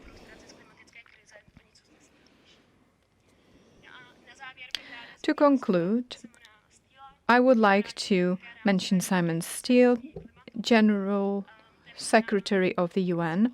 At COP28 in Dubai, he reminded all the countries in the hall that as regards the climate change, you do or you do not, there is no try. There is no time for trying.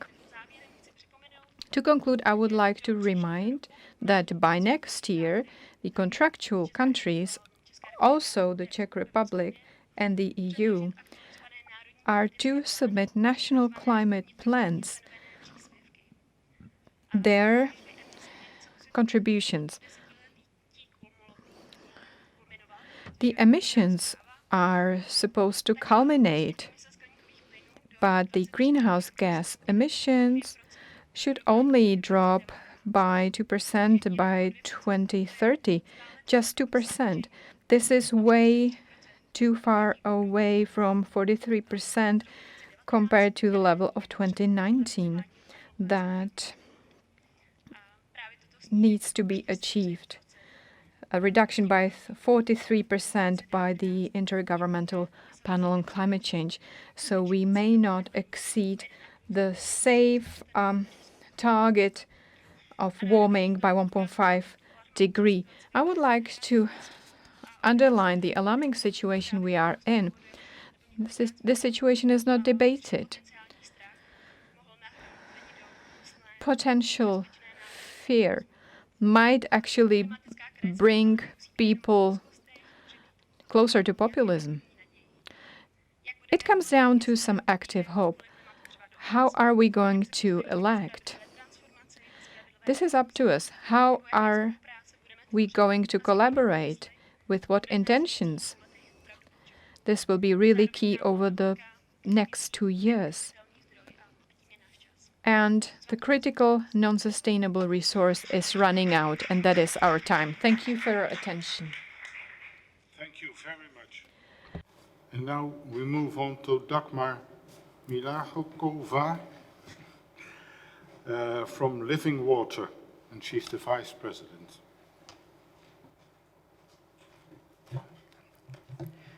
Prosím o prezent. Prosím.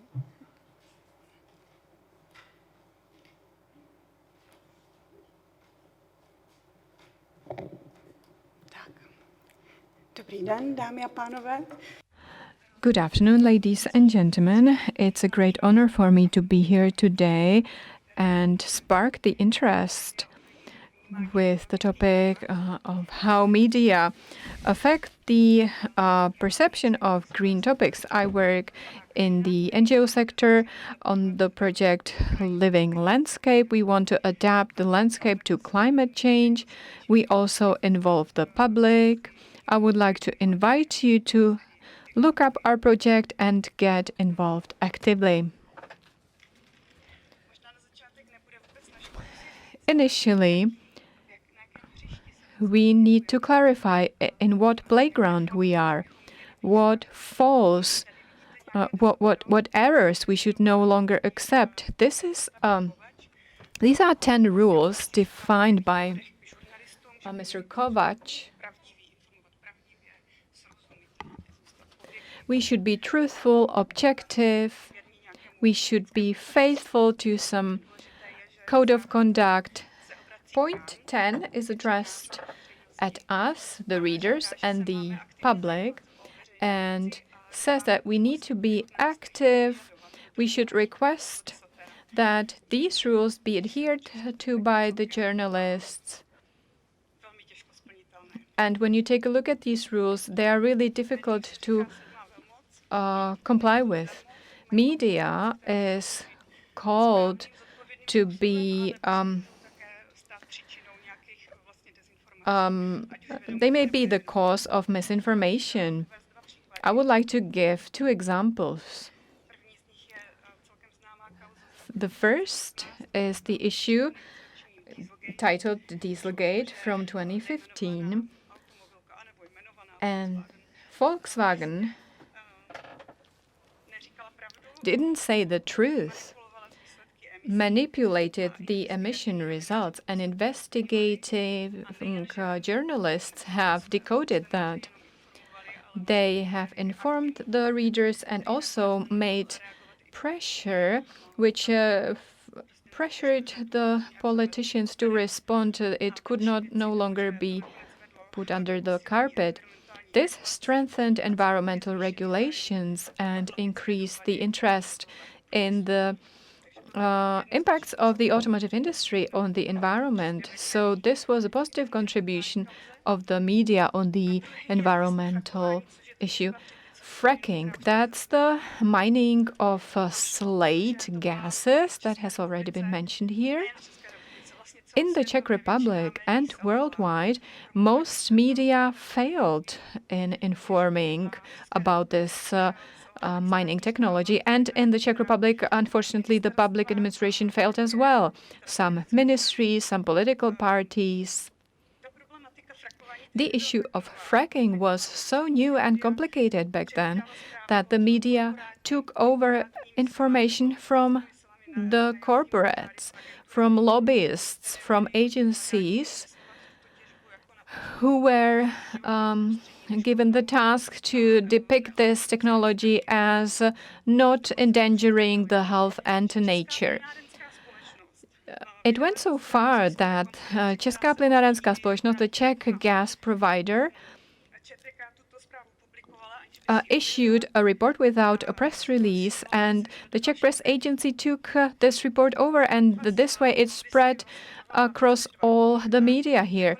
This issue took more than 2 years, and it was resolved by the collaboration of activists and more experienced colleagues from abroad, and also thanks to the fact that the representatives of municipalities got involved, namely the municipalities that were endangered by this mining activity.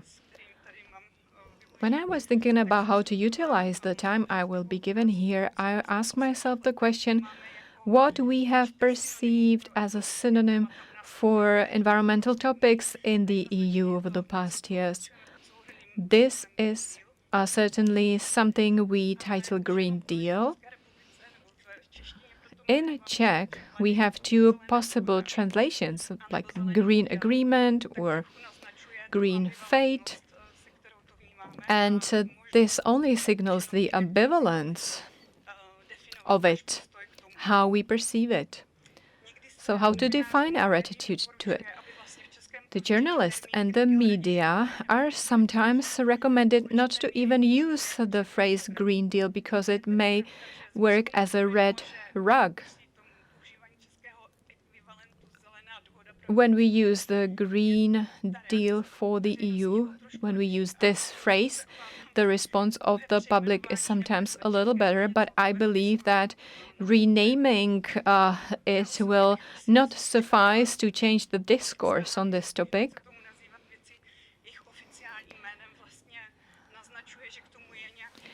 So there is a reason for terming or using the official phrases. I believe there are also other reasons how to improve or why to improve the perception of the Green Deal by the public, and we will speak about that later on. I don't know what this is, and it insults me. This is the attitude of the Czech public to the Green Deal. The protection of the environment is a hot topic for us. However, at the same time, we cannot be forced into this. Only 1 in 10 people knows what Green Deal is actually about, and every third one actually refuses it. So let's look at the reasons for this strange disproportion, and let's see where the media could play a positive role.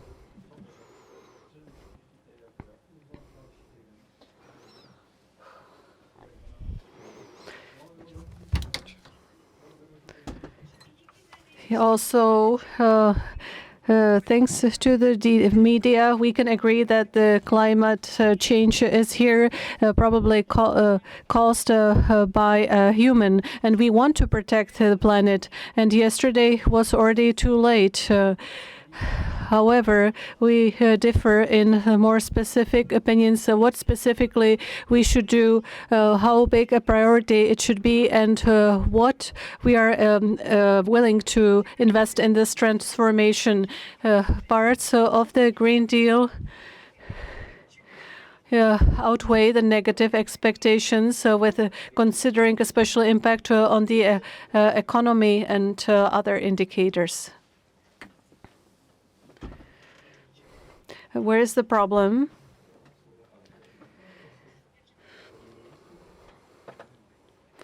I think I'm missing one slide. Let's say that adopting a change is a process which is quite well described in psychology first as a shock, then the denial, frustration, depression, looking for a solution comes after this phase, then a decision, and then acceptance or integration of the whole change. From the experimentation phase, we can unfortunately go back to the frustration phase when some experiment doesn't work out. And here, the media could play again a positive role in the sense they could communicate it as a natural part of the journey or the transformation, not a failure of Green Deal as such, or a confirmation that it makes sense. Where is the problem? Why do we have such a problem to communicate the Green Deal to people in a positive way? First of all, I would like to mention the disinformation and myths. As mentioned before, very often it's by Russian influence groups, because Russia is a country dependent on commodities like oil or natural gas. Can hardly be fans of green transformation. Further, it is a misunderstanding of the Green Deal in its full extent. The transformation makes sense only if it's taken as a whole, and all the connections are taken into account. This is a very difficult task, and if the information space is full of disinformation in advance, it makes it more difficult. Green Deal also was unfortunate when it comes to its timing. At that time, the COVID pandemics came, which was followed by the war in Ukraine very quickly, and the economic and safety situation in Europe changed. On the other hand, the energy crisis that came from the Russian aggression showed that energy self-independence is a good idea, or self-sufficiency is a good idea. All of this contributed to the fact that Green Deal now is perceived as a forced dictate from Brussels or inflexible and accelerated matter. Another thing is that our politicians often don't have enough knowledge about Green Deal, and the question is whether how to communicate Green Deal. It is an uneasy mission. It may be actually the responsibility of the government and the state and their information campaign. It may not be the task for the media at all. Last but not least, psychology of Homo sapiens prevents in the adoption, because it is well known that negative news spread much faster. They also lead to fear and other emotions. We also have in our genes deeply enrooted that we prefer all things to unknown things, changes, danger. And usually when we are forced to leave our comfort zone, then we decide. We refuse it and complain about how terrible it is. So this is year 2008. In Brussels, they wanted to ban the classic light bulbs. People wanted to buy old light bulbs so that they have supplies at home. I think we don't really solve this anymore today. This is the adoption of change. We have already talked about it. This process of change adoption cannot we cannot go around anyhow. It is a process. Let's say who we want to address.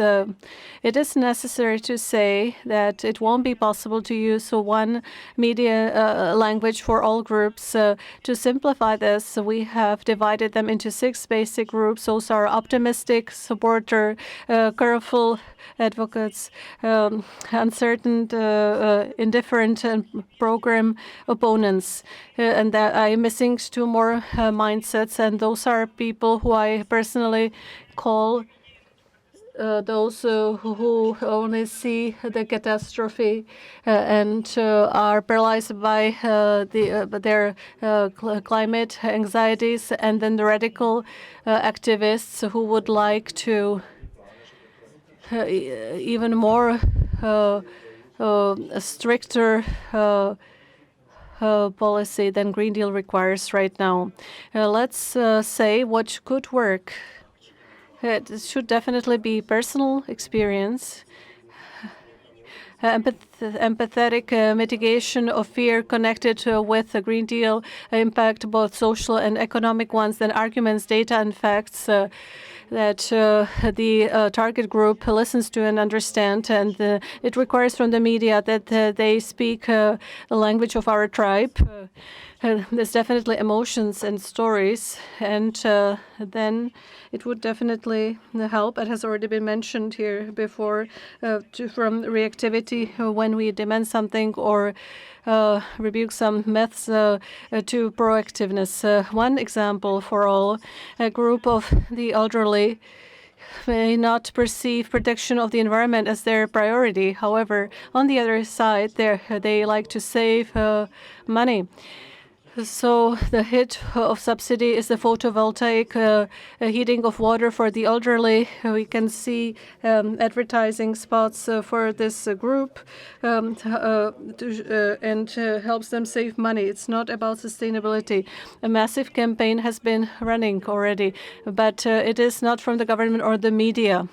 There is a group of program opponents of the Green Deal. However, they invited this program into their household thanks to the subsidies. So the media could show more that the functional, tangible solutions are already here. We are already using them and in our immediate environment. However, these tangible examples are part of the overall concept of Green Deal, so that the public realizes that there's something positive to it and they can benefit from the Green Deal. When we read in the newspapers that for green transformation in the Czech Republic, there's 450 to 800 million crowns. Majority of the population cannot imagine anything under it. However, when an article comes out that thanks to the photovoltaics, every school will reduce their cost for energies by 1/3, it is something that they can imagine, and it's positive. However, sometimes data, facts, and analysis don't work. If these informators can use these stories very effectively, when we should probably consider a similar strategy. However, knowing that if we go too far, it causes more damage than benefits, like this article from CNN Prima. So it's a double sword. I work as a social media administrator. I have some experience with the responses. These are the evergreens of Green Deal. Green Deal is unnecessary, expensive, bureaucratic. Europe cannot do anything on their own. We will destroy the automobile industry. It is only a dictate from Brussels, a green ideology. The Green Deal is a conspiracy of elites how to destroy Europe. Imagine the globe as a swimming pool and Europe in its part banned to be in the water. However, the rest of the world doesn't care about it. So those are just some comments from the first tropical day in the Czech Republic. And the media informed us about the summer coming earlier, that we should enjoy it, which I consider to be a failure of the media, because nothing was said about the fact that we have 15 degrees Celsius more than usual in April. So let's not say Green Deal is a controlled suicide, and let's show the public that Green Deal may also be an opportunity. So these are some trends in disinformation that may not be fully intuitive. The attitude to European Union to a large extent defines the attitude to the people or to Green Deal. These are connected vessels. Also, positive attitude to ecology or environmental issues does not guarantee positive perception of green transformation. That correlation does not exist there. the dinosaurs who question the climate change as a whole are withdrawing slowly, and the campaigns focus more on individual measures within Green Deal that they try to attack. It is not necessary to convince our audience fully. It is sufficient to confuse it, paralyze it, and to reach the condition when the public gives up on understanding. Then, instead of rational debate, we get to emotions. According to me, the common task of the government, non-governmental sector, journalists and others, we should use the Aikido principle to learn to work with the energy that the person attacking uses against us and to use it for our benefit. At the end, I would like to mention this topic, which I feel is quite burning, and it is radical activism. In social media, I see the consequences of campaigns that lead to transportation blocking, and I understand the activation of these groups. I can hardly understand the positives. We are a project focusing on active, however, citizens who want to do something, however, not in a radical way. So I see how the dialogue that had been built for so long is lost for a long time, and also unforced communication.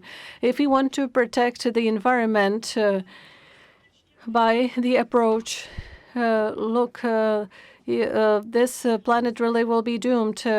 Unfortunately, we have limited our chances. The more accusations and blaming people here, the more they get into defensive positions, they are more aggressive, and the less they will worry in the future about what we need. That's all from me. Thank you for your attention. If you look for us, look for hashtag living landscape. Thank you.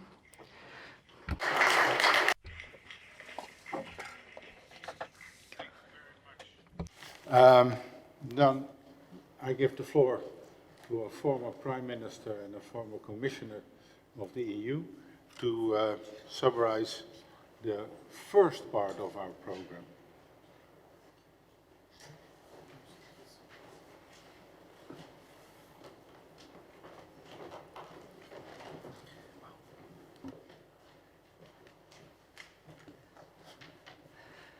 Dámy a pánové, samozřejmě.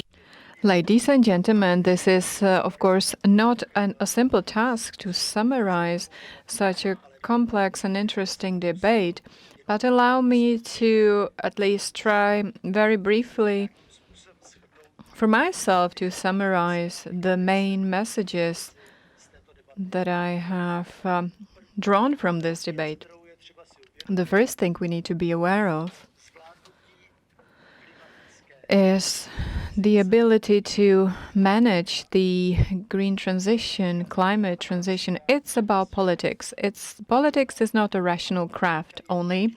Politics always includes conflict. Assuming that we will be able to manage the climate change without any substantial conflict is false. This cannot happen. Second, it was clear that there is only one world with respect to the debate on the oceans. The collapse of the oceans means the collapse of the entire world, and it doesn't matter whether we are an inland country or not.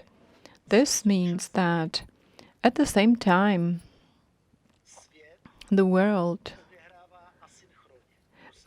is asynchronous now.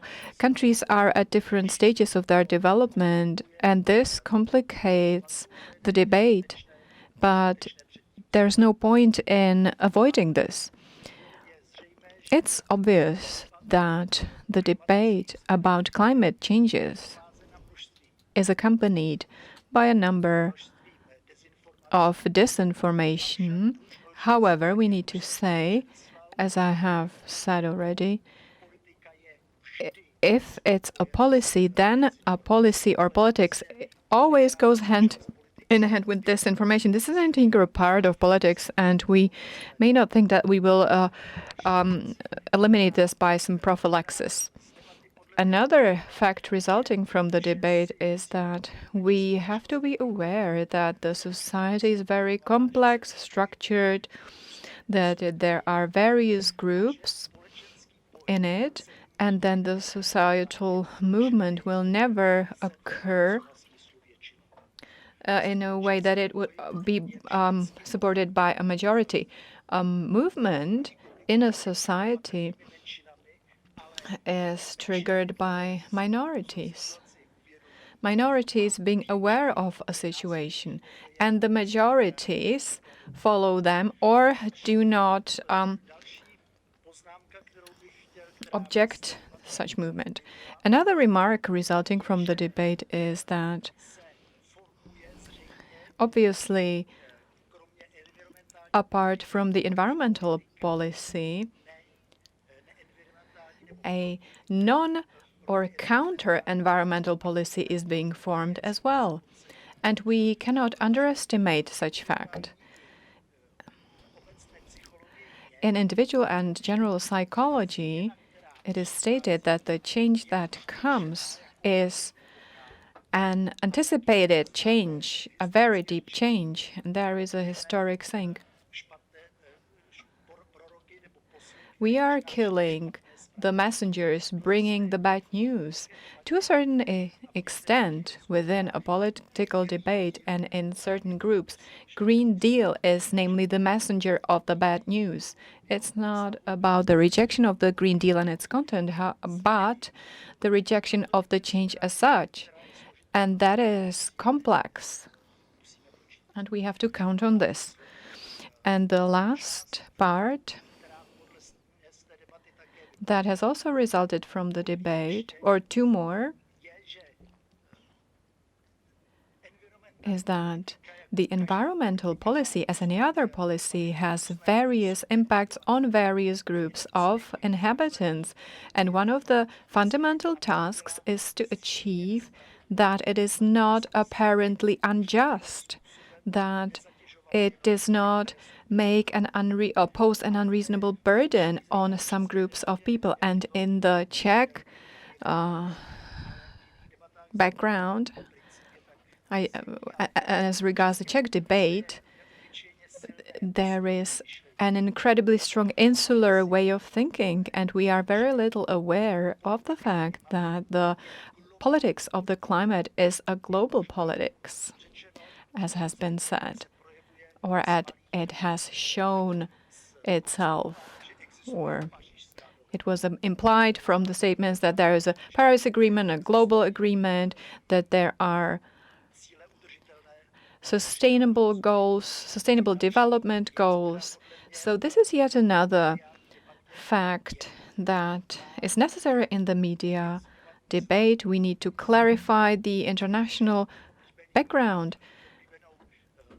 because the favorite argumentation in the Czech Republic is that China doesn't care about the environment, although the peak of CO2 production in China will be reached by 2027, a little earlier than expected.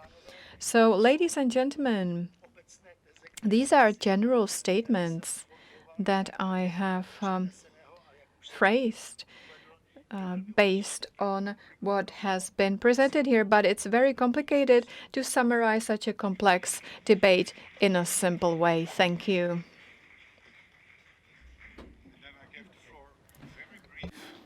To Nira Polidou-Suarez to conclude.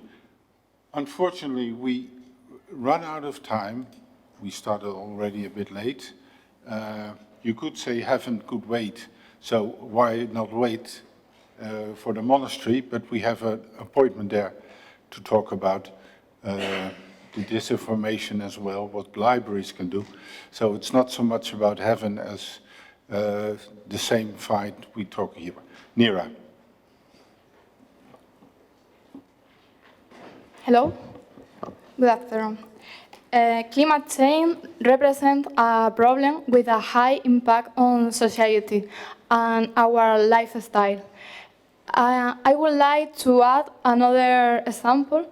I'm from Canary Island, and we have no longer season.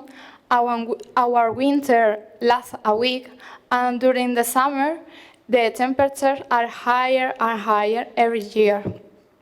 On the other hand, as mentioned before, the role played by social network and media is decisive and relevant because we are suffering the consequence on a daily basis in our region. And even those fact, there are political parties which refuse to see environment problem that we are currently facing. So I think climate change requires social change. So I would like to start the discussion to drop in the first question for you all, taking into account your experience. How do you think action on climate change will develop with a coming young generation that we are joining organizations and political parties? Well, that's a question that we have to do with on the way to the monastery for discussion amongst ourselves, but it's a very adequate question, very relevant, but at the same time, it's not only for the youth, it's for everybody. So the question is not only for the old, how to deal with climate change, or for the youth, it's to do for everybody, how we can, all generations together, preserve the world for maybe your grandchildren. So you never know if it will come. But unfortunately, I have to conclude here and we have a further discussion at the library, and we have a discussion with cocktails. So that is for one more proper than for the other, but it still have an opportunity to talk to each other, because I think that's very important to talk to each other, to share experiences like the speakers did here, and this debate doesn't end here, and our fears for the election don't end here as well.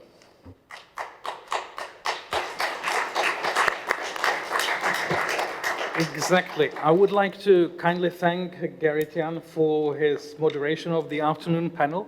This is the end of the session here in the Parliament, but it is au revoir in 1 hour at the latest at Strahov Monastery, where all of you are invited. So in case you would like to join us and you were not planning to do that before, feel free. We'll leave in 2 waves. The first wave leaves with Nikola and with others, and the second wave in 1/4 of an hour. So the first group goes with Ivo, the other goes with me. At 15:15, we have to be quite quick. Thank you very much for coming. Well, there is still one thing I would like to do, and this is to thank our executive director, Nikola, for her excellent work before the event and during the event. I would like to give her a token of appreciation, small flowers.